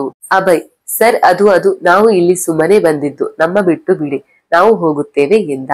ಈಶ್ವರ್, ಅದು ಸರಿ ಸರ್, ನೀವು ಯಾರು? ಇಷ್ಟೊಂದು ಜನ ಇಲ್ಲೇನು ಮಾಡುತ್ತಿದ್ದೀರಾ? ನೀವು ನಡೆಸುತ್ತಿರುವ ದಂಧೆಯಾದ್ರೂ ಯಾವುದು ಎಂದ. ಅವನ ಮಾತು ಕೇಳುತ್ತಿದ್ದಂತೆ ಜಾನಿ ಕೋಪಗೊಂಡು ಈಶ್ವರನಿಗೆ ಜೋರಾಗಿ ಒಂದು ಹೊಡೆದ. ನನ್ನನ್ನೇ ಕೇಳುತ್ತೀಯ ನಾನು ಯಾರು ಅಂತ? ಈಗ ನೋಡು, ನಾನು ಯಾರು ಅಂತ ಹೇಳುತ್ತೇನೆ ಎನ್ನುತ್ತಾ ಅವನು ಹೊಡೆದ ಹೊಡೆತ ಬಲವಾಗಿದ್ದರಿಂದ ಈಶ್ವರ್ನ ಬಾಯಿಂದ ಸಣ್ಣದಾಗಿ ರಕ್ತ ಬಂತು. ಹಾಗೆ ಹಿಂದಕ್ಕೆ ಬಿದ್ದ. ಸೌಮ್ಯ, ಜಗನ್, ಕಿಂಚ, ಅಭಯ್ ಮತ್ತು ಕಿಶನ್ ಎಲ್ಲರೂ ಜೋರಾಗಿ ಈಶ್ವರ್ ಈಶ್ವರ್ ಎಂದು ಕೂಗಿ ಅವನನ್ನ ಎಬ್ಬಿಸಲು ಹೋದರು. ಬೇಡ, ನಾನೇ ಹೇಳುತ್ತೇನೆ ಎಂದು ಈಶ್ವರ್ ಹಿಂದೆ ಕೈ ಕಟ್ಟಿದ್ದರು. ಮಂಡಿಯ ಸಹಾಯದಿಂದ ತಡವರಿಸಿಕೊಂಡು ಎದ್ದು ನಿಂತ. ಜಾನಿ ಮಾತನಾಡುವ ಮೊದಲೇ ಜಗನ್, ಸಾರಿ ಸರ್, ನಾವು ಆಕ್ಚುಲಿ ಈ ಪ್ಲೇಸ್ ನೋಡೋಕೆ ಅಂತಾನೆ ಬಂದಿದ್ದು. ನಾವು ಯಾರು ಪೊಲೀಸ್ ಅಲ್ಲ, ನಾವೆಲ್ಲ ಸ್ಟೂಡೆಂಟ್, ರಿಸರ್ಚ್ ವರ್ಕ್ ಮೇಲೆ ಬಂದಿದ್ವಿ. ಎಲ್ಲ ಮುಗಿದ ಮೇಲೆ 2 ದಿನ ಟ್ರೆಕ್ಕಿಂಗ್ ಮಾಡಿ ಊರಿಗೆ ವಾಪಸ್ ಹೋಗೋದು ನಮ್ಮ ಪ್ಲಾನ್ ಇತ್ತು. ಹಾಗೆ ದ್ವೀಪ ಕಾಣಿಸಿದ್ದರಿಂದ, ಹೇಗಿದ್ದರೂ ಹಳ್ಳಿಯ ಕಿಂಚನಿಗೆ ದೋಣಿ ನಡೆಸಲು ಬರುತ್ತಿದ್ದರಿಂದ ಇಲ್ಲಿಗೆ ಬರುತ್ತಿದ್ದೆವು. ಅಷ್ಟರಲ್ಲಿ ನಿಮ್ಮವರು ನಮ್ಮನ್ನ ಇಲ್ಲಿಗೆ ಕರೆದುಕೊಂಡು ಬಂದಿದ್ದಾರೆ. ಬೇಕಾದ್ರೆ ಈ ಕೆಂಚನ್ನ ಕೇಳಿ ಎಂದು ಅವರಿಗೆ ಅನುಮಾನ ಬರದಂತೆ ಹೇಳಿದ. ಕೆಂಚ, ಹೌದು ಸರ್, ಇವರು ಹೇಳಿದ್ದೆಲ್ಲ ನಿಜ. ನಾವು ಕಾಡು ನೋಡೋಕೆ ಬಂದಿದ್ದು. ನಮ್ಮನ್ನ ಬಿಟ್ಟು ಬಿಡಿ ಎಂದ. ಜಾನಿಗೆ ಅವರ ಮಾತಿನ ಮೇಲೆ ಸ್ವಲ್ಪ ನಂಬಿಕೆ ಬಂತು. ಅಷ್ಟರಲ್ಲಿ ಜಾನಿಗೆ ಮನೋಜ್ ಮತ್ತು ಶ್ರೀನಿವಾಸ್ನಿಂದ ಫೋನ್ ಬರುತ್ತೆ. ಎಲ್ಲ ನಾರ್ಮಲ್ ಇದೆ ತಾನೆ ಎಂದು ಕೇಳಿದರು. ಚಿಂತೆ ಮಾಡಬೇಡಿ ಸರ್, ಇಲ್ಲಿ ಎಲ್ಲಾ ಸರಿ ಇದೆ, ಏನೂ ಆಗಿಲ್ಲ. ಹಾಗೆ ಯಾವುದು ರಿಸರ್ಚ್ ಸ್ಟೂಡೆಂಟ್ಸ್ ಕಾಡಿನಲ್ಲಿ ದಾರಿ ತಪ್ಪಿ ಇಲ್ಲಿಗೆ ಬಂದಿದ್ದಾರೆ. ಆದಷ್ಟು ಬೇಗ ಅವರನ್ನ ಇಲ್ಲಿಂದ ಕಳುಹಿಸುತ್ತೇನೆ ಎಂದ ಜಾನಿ. ರಿಸರ್ಚ್ ಸ್ಟೂಡೆಂಟ್ಸ್ ಎಂದಾಕ್ಷಣ ಶ್ರೀನಿವಾಸ ಒಮ್ಮೆಲೆ ಗಾಬರಿಯಾಗಿ, ಜಾನಿ, ಅವರ ಫೋಟೋ ವಾಟ್ಸಪ್ ಮಾಡು ನನಗೆ ಮೊದಲು ಎಂದ. ಜಾನಿ, ಸರಿ ಸರ್, ನಾನು ಈಗಲೇ ಕಳುಹಿಸುತ್ತೀನಿ ಎಂದು ಸೌಮ್ಯನ ಬಿಟ್ಟು ಮಿಕ್ಕ 5 ಜನರ ಫೋಟೋ ತೆಗೆದು ಶ್ರೀನಿವಾಸನಿಗೆ ಕಳುಹಿಸಿದ. ಫೋಟೋ ನೋಡಿದ ಶ್ರೀನಿವಾಸನಿಗೆ ಗಾಬರಿಯಾಗಿ ಮನೋಜ್ ಬಳಿ, ಈ ಹುಡುಗರು ಆ ಇನ್ಸ್ಪೆಕ್ಟರ್ ಗೌರವ್ ಕಡೆಯವರು ಎಲ್ಲಾ ಸೇರಿಕೊಂಡೆ ನಮ್ಮ ಪ್ಲಾನ್ ಉಲ್ಟಾ ಮಾಡಿದ್ದು. ಆ ನನ್ ಮಕ್ಕಳು ಸುಮ್ಮನೆ ಬಿಡಬಾರದು ಎಂದ. ಅವನ ಮಾತನ್ನ ಕೇಳಿ ಮನೋಜ್ ತುಂಬಾ ಸಂತೋಷಗೊಂಡು, ನೀನು ಹೇಳಿದ್ದು ನಿಜ. ಹಾಗಿದ್ದರೆ ಗೌರವ್ನಿಂದ ಸಾಕ್ಷಿಗಳನ್ನ ವಾಪಸ್ ಪಡೆಯುವುದು ಸುಲಭವಾಗುತ್ತೆ ಗೊತ್ತಾ? ಜಾನಿಗೆ ಅವರನ್ನ ಎಲ್ಲಿ ಹೋಗದಂತೆ ಬಂಧಿಸಲು ಹೇಳಬೇಕು. ಬೇಟೆ ತಾನಾಗೆ ಉಳಿಯ ಗುಹೆ ಬಳಿ ಬಂದ ಹಾಗೆ ಆಯ್ತು. ಮೊದಲು ನಾವು ಅಲ್ಲಿಗೆ ಹೋಗೋಣ ನಡೆ ಎಂದ. ಜಾನಿ ಮನೋಜ್ ಹೇಳಿದಂತೆ ಎಲ್ಲರನ್ನ ಚೇರ್ ಮೇಲೆ ಬಂಧಿಸಿ ಸೌಮ್ಯಳನ್ನ ಅವರ ಎದುರಿನಲ್ಲಿ ಚೇರ್ನಲ್ಲಿ ಕಟ್ಟಿ ಹಾಕಿದ. ಗೌರವ್ಗೆ ಫೋನ್ ಮಾಡಿ, ಹಲೋ ಮಿಸ್ಟರ್ ಗೌರವ್, ಹೇಗಿದ್ದೀರಾ? ನಿಮ್ಮವರೆಲ್ಲ ಕ್ಷೇಮವಾ? ಪಾಪ ನಿಮ್ಗೆ ನಮ್ಮನ್ನ ಹುಡುಕಿ ಹುಡುಕಿ ಸಾಕಾಗಿದೆ ಅಲ್ಲವಾ ಎಂದ. ಗೌರವ್ ಮಿಕ್ಕವರಿಗೆ ಕಾಲ್ ಟ್ರ್ಯಾಪ್ ಮಾಡಲು ಸನ್ನೆ ಮಾಡಿ, ಸೋಮನಾಥಪುರದ ದೊಡ್ಡ ಮನುಷ್ಯರು ತಾವೇ ತಮ್ಮ ಗುಂಡಿ ತೋಡಿಕೊಳ್ಳುತ್ತಿರೋ ಹಾಗಿದೆ. ನೀವು ಪ್ರಪಂಚದ ಯಾವುದೇ ಮೂಲೆಯಲ್ಲಿ ಅಡಗಿದ್ದರೂ ನಿಮ್ಮನ್ನ ಕಾನೂನಿನ ಮುಂದೆ ನಿಲ್ಲಿಸುತ್ತೇನೆ ಎಂದು ಹೇಳುತ್ತಿರುವಾಗಲೇ ಶ್ರೀನಿವಾಸನಿಂದ ಫೋನ್ ತೆಗೆದುಕೊಂಡು ಮನೋಜ್ ಮಾತನಾಡಲು ಶುರು ಮಾಡಿದ. ಕೂಲ್ ಡೌನ್ ಇನ್ಸ್ಪೆಕ್ಟರ್, ನೀವು ನಿಮ್ಮಲ್ಲಿರುವ ಸಾಕ್ಷಿಗಳನ್ನ ನಮ್ಗೆ ಕೊಡದೆ ಬೇರೆ ದಾರಿ ಇಲ್ಲ. ಯಾಕಂದ್ರೆ ನಿಮ್ಮ ಬಾಮೈದ ಈಶ್ವರ್ ಮತ್ತು ಅವನ ಗೆಳೆಯರು ಈಗ ನಮ್ಮ ಕಸ್ಟಡಿಯಲ್ಲಿ ಇದ್ದಾರೆ. ನೀನು ನಮ್ಮ ವಿರುದ್ಧ ಇರುವ ಸಾಕ್ಷಿಗಳನ್ನ ನಾವಿರುವಲ್ಲಿಗೆ ಬಂದು ಕೊಟ್ಟರೆ ಅವರೆಲ್ಲ ಜೀವಂತ ಬರೋದು, ಇಲ್ಲದಿದ್ದರೆ ಬರೋದು ಅವರ ಡೆಡ್ ಬಾಡಿ. ಅಡ್ರೆಸ್ ಮೆಸೇಜ್ ಮಾಡುತ್ತೇನೆ, ಆದಷ್ಟು ಬೇಗ ಬಂದರೆ ಅವರೆಲ್ಲ ಉಳಿಯೋದು. ಆಹಾಹಾ ಎಂದು ಜೋರಾಗಿ ನಗತೊಡಗಿದ. ಗೌರವ್, ನಿಮ್ಮ ಈ ಮಾತನ್ನ ನಾವು ಕೇಳೋಕೆ ರೆಡಿ ಇಲ್ಲ, ಸುಮ್ಮನೆ ಫೋನ್ ಇಡು ಎಂದು ಗದರಿದ. ಮನೋಜ್, ನನಗೆ ಗೊತ್ತಿದ್ದು ಮೈ ಡಿಯರ್ ಬಾಯ್, ನೀನು ಸಾಕ್ಷಿ ಇಲ್ಲದೆ ಯಾವುದನ್ನು ನಂಬುವುದಿಲ್ಲ. ಈಗಲೇ ನಿಮ್ಮ ನಂಬರ್ಗೆ ಫೋಟೋ ಒಂದನ್ನ ಕಳಿಸುತ್ತೇನೆ, ಬೇಕಾದ್ರೆ ಚೆಕ್ ಮಾಡಿಕೊ. ಅವರೆಲ್ಲ ಬದುಕು ನಿನ್ನ ಕೈಲಿದೆ, ಸರಿಯಾಗಿ ಯೋಚಿಸಿ ನಿರ್ಧಾರ ಮಾಡು ಎಂದು ಅವನಿಗೆ ಫೋಟೋ ಕಳುಹಿಸಿದ. ಗೌರವ್ ಆ ಫೋಟೋ ನೋಡಿದಾಗ ಈಶ್ವರ್ ಮತ್ತು ಅವನ ಗೆಳೆಯರು ಮನೋಜ್ ಮತ್ತು ಶ್ರೀನಿವಾಸನ ಕಸ್ಟಡಿಯಲ್ಲಿರುವುದು ನಿಜ ಎನಿಸಿತು. ಆದರೂ ಸೋಮನಾಥಪುರದ ಸ್ಟೇಷನ್ಗೆ ಫೋನ್ ಮಾಡಿ ಕೇಳಿದಾಗ ಅವರೆಲ್ಲ ಟ್ರಕ್ಕಿಂಗ್ ಅಂತ ಕಾಡಿಗೆ ಹೋಗಿದ್ದಾರೆ, ಇನ್ನೂ ಬಂದಿಲ್ಲ ಎಂಬ ವಿಷಯ ತಿಳಿದು ಗಾಬರಿಗೊಂಡ. ಎಷ್ಟು ಸಾರಿ ಹೇಳೋದು ಈ ಹುಡುಗರಿಗೆ, ಲೈಫ್ ಜೊತೆ ರಿಸ್ಕ್ ತಗೋಬೇಡಿ ಅಂತ ಎಷ್ಟು ಕೇಳಿದರೂ ಕೇಳಲ್ಲ. ಈಗ ನಾನೇನು ಮಾಡಲಿ ಎಂದು ಕೋಪದಿಂದ ಟೇಬಲ್ ಮೇಲಿಂದ ಫೈಲ್ಗಳನ್ನ ಕೆಳಕ್ಕೆ ಎಸೆದ. ಪ್ರಸಾದ್, ಸರ್ ನೀವೇನು ಚಿಂತೆ ಮಾಡಬೇಡಿ, ಈಶು ಎಲ್ಲ ನೋಡಿಕೊ ತಾನೆ, ಮುಂದೆ ನಾವೇನು ಮಾಡೋದು ಹೇಳಿ ಎಂದ. ಗೌರವ್, ಆಗಲ್ಲ ಪ್ರಸಾದ್, ಅತ್ತೆ ಫೋನ್ ಮಾಡಿದ್ರು, ಐಶ್ವರ್ಯ ಡೆಲಿವರಿ ಡೇಟ್ ಹತ್ತಿರ ಬಂತು, ಹಾಸ್ಪಿಟಲ್ಗೆ ಅಡ್ಮಿಟ್ ಮಾಡ್ಬೇಕು ಅಂತ ಹೇಳಿದ್ರು. ನಾನು ನಾಳೆ ಈಶ್ವರ್ ಬರುತ್ತಾನೆ, ಅವನೆಲ್ಲ ನೋಡಿಕೋ ತಾನೆ, ನಾನು ಸ್ವಲ್ಪ ಬ್ಯುಸಿ ಇದ್ದೇನೆ, ನೀವೇನು ಯೋಚಿಸಬೇಡಿ ಅಂದಿದ್ದೆ. ಆದರೆ ಈಗ ನಾನು ಏನು ಮಾಡಲಿ ಎಂದ. ಅಷ್ಟರಲ್ಲಿ ಅಲ್ಲಿಗೆ ಬಂದ ವಿಜಯ್ ಮತ್ತು ರಂಗಣ್ಣ, ನೀವೇನು ಚಿಂತೆ ಮಾಡಬೇಡಿ, ಇಲ್ಲಿ ನಾವೆಲ್ಲ ನೋಡಿಕೊಳ್ಳುತ್ತೇವೆ, ಇದಕ್ಕಾಗಿ ಸ್ಪೆಷಲ್ ಟೀಮ್ ತಯಾರಿದೆ. ಮೊದಲು ನೀವು ಅವರು ಹೇಳಿದ ಹಾಗೆ ಸಾಕ್ಷಿಗಳ ಡೂಪ್ಲಿಕೇಟ್ ತಗೊಂಡು ಹೋಗಿ, ನಂತರ ಅಲ್ಲಿ ಸುತ್ತ ನಮ್ಮ ಟೀಮ್ ಅಲರ್ಟ್ ಇರುತ್ತೆ, ಆ ಟೀಮ್ ನಾನು ಲೀಡ್ ಮಾಡುತ್ತೇನೆ. ರಂಗಣ್ಣ ನಿಮ್ಮ ವೈಫ್ ಹಾಸ್ಪಿಟಲ್ ಸೇರಿಸಲು ಹೆಲ್ಪ್ ಮಾಡುತ್ತಾನೆ, ಡೋಂಟ್ ವರಿ ಎಂದ. ಗೌರವ್, ಅದೆಲ್ಲ ಸರಿ ಇನ್ಸ್ಪೆಕ್ಟರ್ ವಿಜಯ್, ನೀವು ಇನ್ನು ಸ್ವಲ್ಪ ದಿನ ರೆಸ್ಟ್ ಮಾಡಬೇಕಿತ್ತು, ನಾನು ಎಲ್ಲ ಸಂಭಾಳಿಸುತ್ತೇನೆ ಎಂದ. Vijay, now I am complete all right, ಇದರ ಇನ್ವೆಸ್ಟಿಗೇಷನ್ ಆರಂಭಿಸಿದ್ದು ನಾನು, ಅದಕ್ಕೆ ಅಂತ್ಯ ಆಡುವವನು ನಾನೇ, ಅದಕ್ಕೆ ನಿಮ್ಮೆಲ್ಲರ ಸಹಾಯ ಬೇಕು, ಬನ್ನಿ ಹೋಗೋಣ ಎಂದ. ಸರಿ ಎಂದು ಗೌರವ್ ಮತ್ತು ಪ್ರಸಾದ್ ಅವರು ಹೇಳಿದ ಹಾಗೆ ಆ ದ್ವೀಪದ ಬಳಿ ಹೋಗಲು ನದಿಯ ದಡಕ್ಕೆ ಬಂದರು. ಇತ್ತ ಮೊದಲು ಶ್ರೀನಿವಾಸ ಮತ್ತು ಮನೋಜ್ ಆ ದ್ವೀಪಕ್ಕೆ ಹೆಲಿಕಾಪ್ಟರ್ ಮೂಲಕ ಬಂದಿಳಿದರು. ಹಾಗೆ ಅವರ ವಿದೇಶಿ ಗಳಿಗೂ ಅಲ್ಲಿಗೆ ಬರಲು ಹೇಳಿದರು. ಇಷ್ಟು ದಿನ ಪ್ರಶಾಂತವಾಗಿದ್ದ ದ್ವೀಪದಲ್ಲಿ ಬಂದೂಕುಗಳ ಸದ್ದು ಕೇಳಲು ಅಲ್ಲಿನ ಪರಿಸರ ಸಿದ್ಧವಾಗಿತ್ತು. ಶ್ರೀನಿವಾಸ ಮತ್ತು ಮನೋಜ್ ದ್ವೀಪಕ್ಕೆ ಬಂದವರೇ. ಜಾನಿ ಎಲ್ಲಿ ಆ ಹುಡುಗರು ಎನ್ನುತ್ತಾ ಬಂಗಲೆಯ ಒಳಗೆ ಬಂದರು. ಜಾನಿ, ಬನ್ನಿ ಸರ್, ನೋಡಿ ಅಲ್ಲಿ ಎಲ್ಲರನ್ನ ಕಟ್ಟಿ ಹಾಕಿದ್ದೇನೆ. ಶ್ರೀನಿವಾಸ ಬಂದವರೇ ಕೋಪದಿಂದ ಈಶ್ವರ್ ಮತ್ತು ಅವನ ಗೆಳೆಯರ ಬಳಿ ಬಂದು, ಏ ಹುಡುಗರ, ಸುಮ್ಮನೆ ನಿಮ್ಮ ಕೆಲಸ ಮುಗಿಸಿಕೊಂಡು ವಾಪಸ್ ಊರಿಗೆ ಹೋಗುವುದನ್ನ ಬಿಟ್ಟು ನಮ್ಮ ವಿರುದ್ಧನೇ ಪತ್ತೆದಾರಿಕೆ ಮಾಡಿ ನಿಮ್ಮ ಭಾವದ ಕೆಲಸ ಇನ್ನೂ ಸುಲಭ ಮಾಡುತ್ತೀರಾ? ನೀವು ಇಲ್ಲಿಂದ ಜೀವಂತ ಅದು ಹೇಗೆ ಹೋಗುತ್ತೀರಾ ನಾನು ನೋಡುತ್ತೇನೆ. ಇಷ್ಟು ದಿನದ ನಮ್ಮ ಪರಿಶ್ರಮ ಹಾಳು ಮಾಡಿದಿರಲ್ಲ, ನಿನ್ನ ಸುಮ್ಮನೆ ಬಿಡುವುದಿಲ್ಲ ಎಂದು ಈಶ್ವರನಿಗೆ ಹೊಡೆಯಲು ಹೋದ. ಆದರೆ ಸೌಮ್ಯ ಅಲ್ಲಿರುವುದನ್ನ ಗಮನಿಸಿರಲಿಲ್ಲ. ಈಶ್ವರ್, ನಿಮ್ಮಂತ ಗೋಮುಖ ವ್ಯಾಘ್ರನನ್ನ ನಾನು ಎಲ್ಲಿಯೂ ನೋಡಿರಲಿಲ್ಲ. ಊರಿನ ಮುಗ್ಧ ಜನರು ನಿಮ್ಮನ್ನ ದೇವರು ಎಂದು ತಿಳಿದಿದ್ದಾರೆ, ಆದರೆ ನೀವು ಕೇವಲ ಅನದ ದುರಾಸೆಗೆ ಅವರ ನಂಬಿಕೆಯ ದೇವರ ವಿಗ್ರಹವನ್ನೇ ಮಾರುತ್ತಿದ್ದೀರಾ.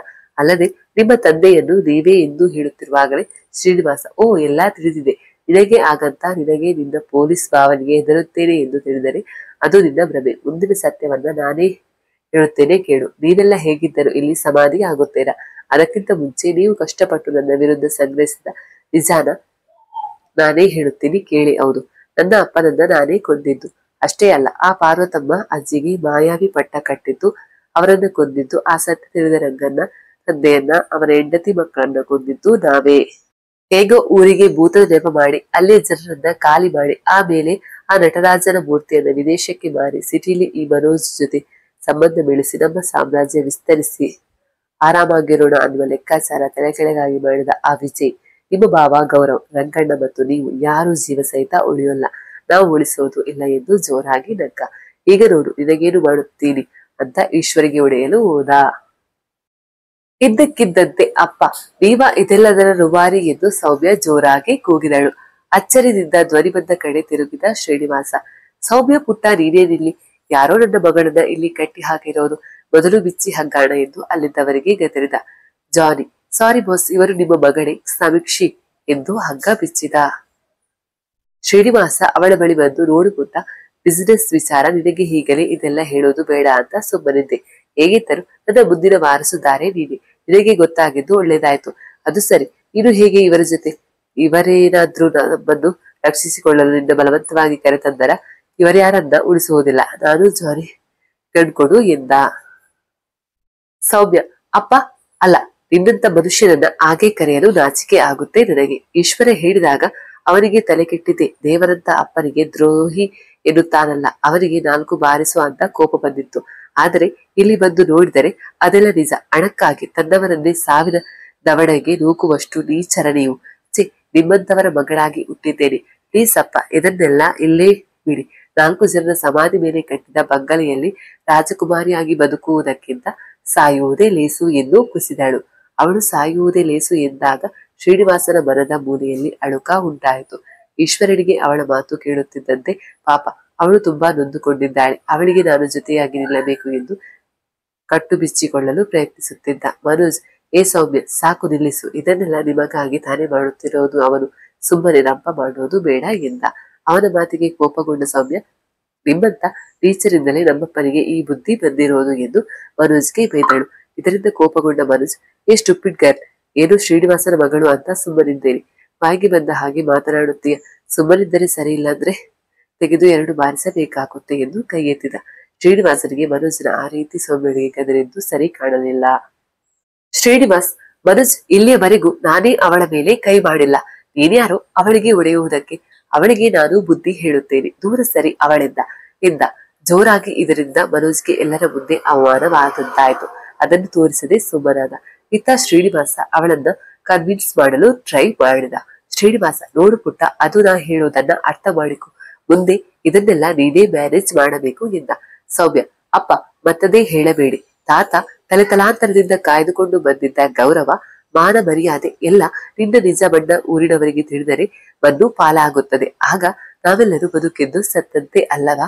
ಇಂದು ನನಗೆ ಕೆಂಚನಿಗೆ ತಿಳಿದ ಸತ್ಯ ಮುಂದೆ ಊರಿನ ಜನರಿಗೆ ತಿಳಿಯುತ್ತದೆ. ಅವರ ಬೆಟ್ಟದಷ್ಟು ಪ್ರೀತಿಗೆ ನೀನು ದ್ರೋಹ ಮಾಡಿದ ನಯವಂಚಕ. ಮುಂದೆ ಅವರನ್ನೆಲ್ಲ ಎದುರಿಸುವುದಕ್ಕಿಂತ ನಿನ್ನ ಕೈಯಲ್ಲಿ ಸಾಯುವುದೇ ಲೇಸು.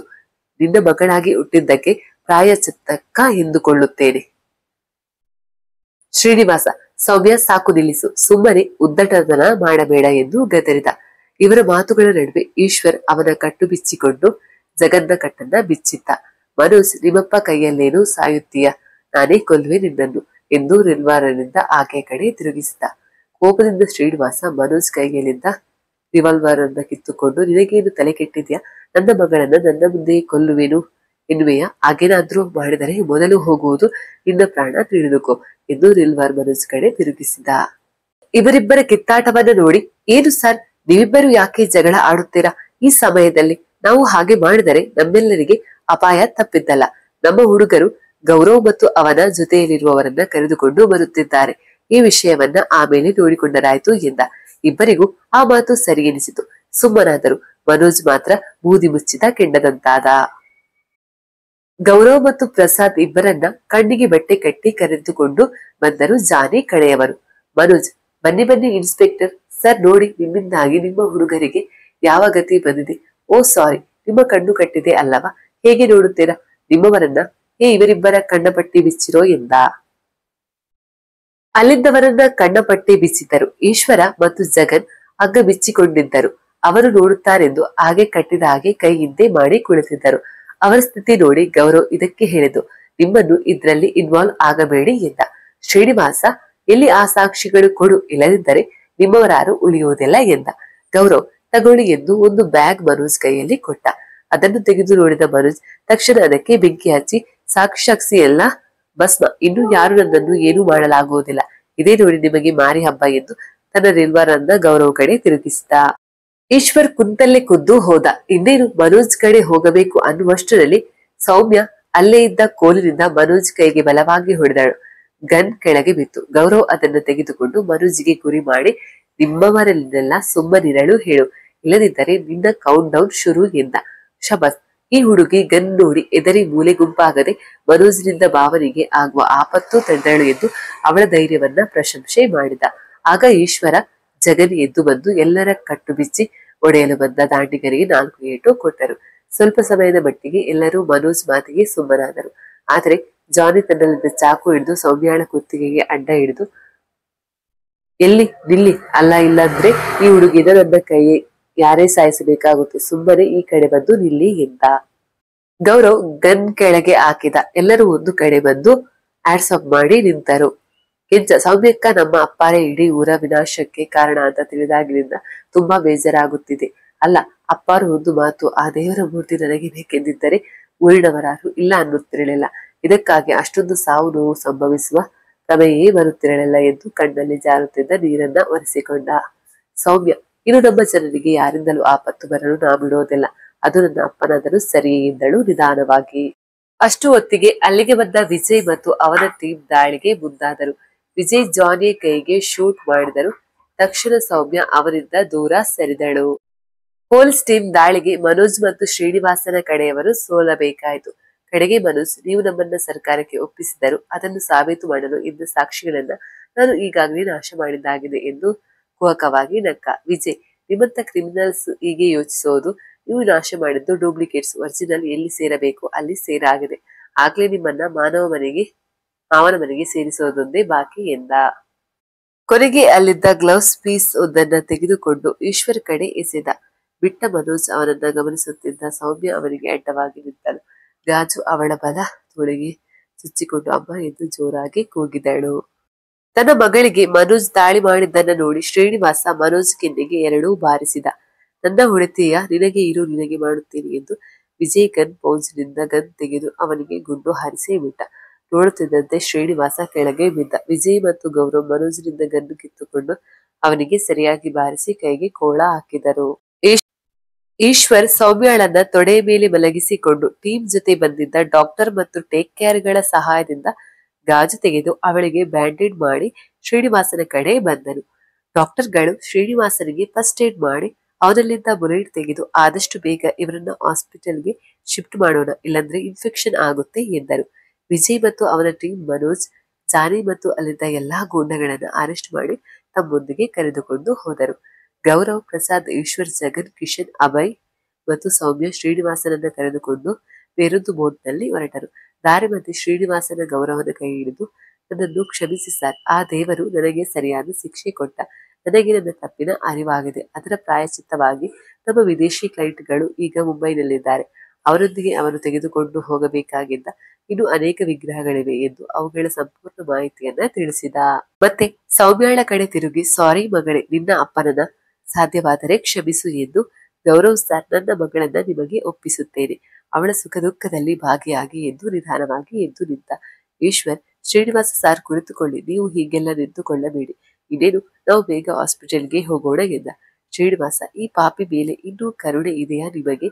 ನನ್ನ ಜನಗಳಿಗೆ ಮೋಸ ಮಾಡಿರುವೆ, ಮತ್ತೆ ಆ ಜನರನ್ನ ಎದುರಿಸುವ ಶಕ್ತಿ ನನ್ನಲ್ಲಿಲ್ಲ. ಹಾಗಾಗಿ ಅದಕ್ಕೆಲ್ಲ ನನ್ನ ಸಾವೊಂದೇ ಪರಿಹಾರ. ಸೌಮ್ಯ, ಅಮ್ಮ, ಅಕ್ಕ, ನಿಗೂ ನನ್ನನ್ನು ಕ್ಷಮಿಸಲು ಹೇಳು ಎಂದು ನೋಡುತ್ತಿದ್ದಂತೆ ಬೋಟ್ನಿಂದ ನೀರಿಗೆ ಹಾರಿಬಿಟ್ಟ. ಎಲ್ಲರೂ ಗಾಬರಿಯಿಂದ ಬೋಟ್ ನಿಲ್ಲಿಸಿ ನಿಲ್ಲಿಸಿ ಎಂದು ಕೂಗಿದರು. ಸಾರಿ ಸರ್, ನಾವು ಈಗ ತುಂಬಾ ಆಳ ಇರುವ ಕಡೆ ಹೋಗುತ್ತಿದ್ದೇವೆ, ಇಲ್ಲಿ ನಿಲ್ಲಿಸಲು ಸಾಧ್ಯವಿಲ್ಲ ಎಂದ ಬೋಟ್ ಚಲಾಯಿಸುವವ. ಹೋದರೆ ಹೋಗುತ್ತಾರೆ ಬಿಡಿ ಸರ್, ಈಗ ಅವರು ಮಾಡಿದ ತಪ್ಪಿಗೆ ನಾನೆಲ್ಲ ನಮ್ಮವರ ಮುಂದೆ ತಲೆ ತಗ್ಗಿಸಬೇಕು. ಅಮ್ಮನಿಗೆ ಈ ವಿಷಯ ತಿಳಿದರೆ ಹೇಗೆ ತಡೆದುಕೊಳ್ಳುವಳೋ ಗೊತ್ತಿಲ್ಲ ಎಂದು ಅವಳ ಕಣ್ಣೀರನ್ನ ಒರೆಸಿಕೊಂಡಳು. ಈಶ್ವರ್, ಚಿಂತಿಸಬೇಡ ಸೌಮ್ಯ, ಅವರಿಗೆ ಸಾಯುವ ಮುನ್ನ ಪ್ರಾಯಶ್ಚಿತ್ತ ಅಂತ ಡಿಪಾರ್ಟ್ಮೆಂಟ್ಗೆ ಬೇಕಾಗಿದ್ದ ಅಗತ್ಯ ಮಾಹಿತಿಯನ್ನ ಹೇಳಿದ್ದಾರೆ. ಅದೆಲ್ಲ ನಿಜವಾಗಿದ್ದರೆ ನಾವು ನಿಮ್ಮವರ ಮುಂದೆ ಅಂಕಲ್ ದೋಷಿ ಅನ್ನುವುದನ್ನ ಹೇಳದಿದ್ದರೆ ಆಯ್ತು ಅಲ್ವಾ ಬಾವ? ಗೌರವ್, ನೋಡೋಣ, ವಿಜಯ್ ಸಾರ್ಗೆ ಹೇಳಿ ಅವರು ಹೇಳಿದ ಹಾಗೆ ಮಾಡೋಣ ಎಂದರು. ಗೌರವ್ ಶ್ರೀನಿವಾಸನಿಂದ ತಿಳಿದ ಮಾಹಿತಿಯನ್ನ ವಿಜಯ್ಗೆ ಹೇಳಿದ. ಅವರು ಅಲ್ಲಿಯೂ ರೈಡ್ ಮಾಡಿ ಆ ವಿದೇಶಿ ಕ್ಲೈಂಟ್ಗಳನ್ನ ಮತ್ತು ಇನ್ನು ಹಲವಾರು ವಿಗ್ರಹಗಳನ್ನ ವಶಕ್ಕೆ ತೆಗೆದುಕೊಂಡರು. ಅಂತೂ ಶ್ರೀನಿವಾಸ ಹೇಳಿದ ಸತ್ಯದಿಂದ ಈ ಮಿಷನ್ ಯಶಸ್ವಿಯಾಯಿತು. ಆದ್ರಿಂದ ಅವನನ್ನು ದೂಷಿಸದೆ ಅವನು ಕೂಡ ನಮ್ಗೆ ಸಹಾಯ ಮಾಡಲು ಬಂದು ಆ ಗಲಾಟೆಯಲ್ಲಿ ಸತ್ತ ಎಂದು ರಿಪೋರ್ಟ್ ರೆಡಿ ಮಾಡಿದರು.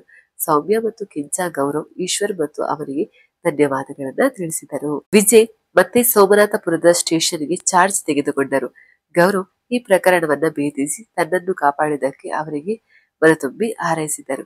ಇತ್ತ ರಂಗಣ್ಣ ಗೌರವ್ಗೆ ಫೋನ್ ಮಾಡಿ, ಸರ್, ನಿಮ್ಮ ಹೆಂಡತಿಗೆ ಹೆಣ್ಣು ಪಾಪು ಹುಟ್ಟಿದೆ, ಆದ್ರೆ ಐಶ್ವರ್ಯ ಮೇಡಮ್ ನಿಮ್ಮ ಮತ್ತು ಈಶ್ವರ್ ಮೇಲೆ ತುಂಬಾ ಕೋಪಗೊಂಡಿದ್ದಾರೆ ಎಂದ. ಗೌರವ್, ನೋ ಇಶ್ಯೂ, ನಡೆಯೋ, ನಮ್ಮ ಮನೆಗೆ ಜೂನಿಯರ್ ಐಶ್ವರ್ಯ ಮೇಡಮ್ ಬಂದಿದ್ದಾರೆ, ಆದರೆ ಸೀನಿಯರ್ ಐಶ್ವರ್ಯ ಮೇಡಮ್ ನಮ್ಮಿಬ್ಬರ ಮೇಲೆ ತುಂಬಾ ಗರಂ ಆಗಿದ್ದಾರೆ ಎಂದು ಅವರನ್ನ ತಬ್ಬಿಕೊಂಡ. ಎಲ್ಲರೂ ಅವನಿಗೆ ವಿಶ್ ಮಾಡಿದರು. ಅವರೆಲ್ಲರೂ ತಮ್ಮ ಮಿಷನ್ ಸಕ್ಸಸ್ ನೊಂದಿಗೆ ಬೆಂಗಳೂರಿಗೆ ಬಂದರು. ಐಶ್ವರ್ಯ ಮತ್ತು ಮಗುವನ್ನು ನೋಡಿದರು. ಐಶ್ವರ್ಯ ಅವರಿಬ್ಬರಿಗೂ ಬೈದಾಗ, ಸಾರಿ ಸಿಸ್, ಇನ್ನು ಮೇಲೆ ಸದ್ಯಕ್ಕೆ ಬಾವ ಫುಲ್ ಫ್ರೀ ಇರುತ್ತಾರೆ. ಇಷ್ಟು ದಿನದ ಕೆಲಸನ್ನೆಲ್ಲ ಒಟ್ಟಿಗೆ ಮಾಡಿಸಿಕೋ ಎಂದು ಗೌರವ್ನ ಕಾಣಲಿದ. ಗೌರವ್ ದುಶ್ಮನ್ ಕಹಾಯೆ ಅಂದ್ರೆ ಬಾಗಲ್ ಮೇಹೆ ಅನ್ನೋ ಹಾಗೆ ನಿನ್ನ ಕಣ್ಣಿಗೆ ಫಿಟ್ಟಿಂಗ್ ಇಡುತ್ತೀಯ ಪಾಪಿ ಎಂದು ಅವನಿಗೆ ಹೊಡೆಯಲು ಹೋದ. ಜಗನ್, ವೆಯ್ಟ್ ಬಾವ, ನಮ್ಮ ರಿಸರ್ಚ್ ಎಂಡ್ ಮಾಡೋಕೋತಿದ್ದೇನೆ. ಈ ನಾಲ್ವರು ಇಲ್ಲಿ ಹಾಳಾಗಿ ಹೋದರು ಅಂತ ರಿಪೋರ್ಟ್ ರೆಡಿ ಕೊಡಬೇಕು. ಅವನಿಗೆ ಲೇ ಬಾರೋ ಈಶ್ವರ್ ಎಂದ. ಅಭಯ್, ಅಬ್ಬ ಅಂತೂ ನಾರ್ಮಲ್ ಜೀವನಕ್ಕೆ ಬಂದೆವಲ್ಲ. ನಿಮಗಳ ಜೊತೆ ಸೇರಿ ಒಂದು ಸುತ್ತು ನರಕ ವಿಸಿಟ್ ಮಾಡಿದಾಗೆ ಆಯ್ತು. ನಡೀರೋ ಕಾಲೇಜಿಗೆ ಮೊದಲು ಎಂದ. ಕಿಶನ್, ಯಾಕೋ ನಿನ್ ಗರ್ಲ್ ಫ್ರೆಂಡ್ ನೆನಪಾಗುತ್ತಿದ್ದಾಳ? ಕಾಲೇಜಿಗೆ ಹೋಗೋಕೆ ತುಂಬಾ ಅರ್ಜೆಂಟ್ ಮಾಡುತ್ತಿದ್ಯಾ ಎಂದ. ಎಲ್ಲರೂ ನಕ್ಕರು. ಸರಿ ನಡೀರಪ್ಪ, ಕಾಲೇಜಿಗೆ ಅದೊಂದು ಕೆಲಸನ ಮುಗಿಸಿ ಬಿಡೋಣ ಎಂದ ಈಶ್ವರ್. ಕತೆ ಇಲ್ಲಿಗೆ ಮುಕ್ತಾಯವಾಗುತ್ತೆ. ಇನ್ನೊಂದು ಕಥೆಯೊಂದಿಗೆ ಭೇಟಿಯಾಗೋಣ. ಅಲ್ಲಿವರೆಗೂ ಟೇಕ್ ಕೇರ್, ಬಾಯ್.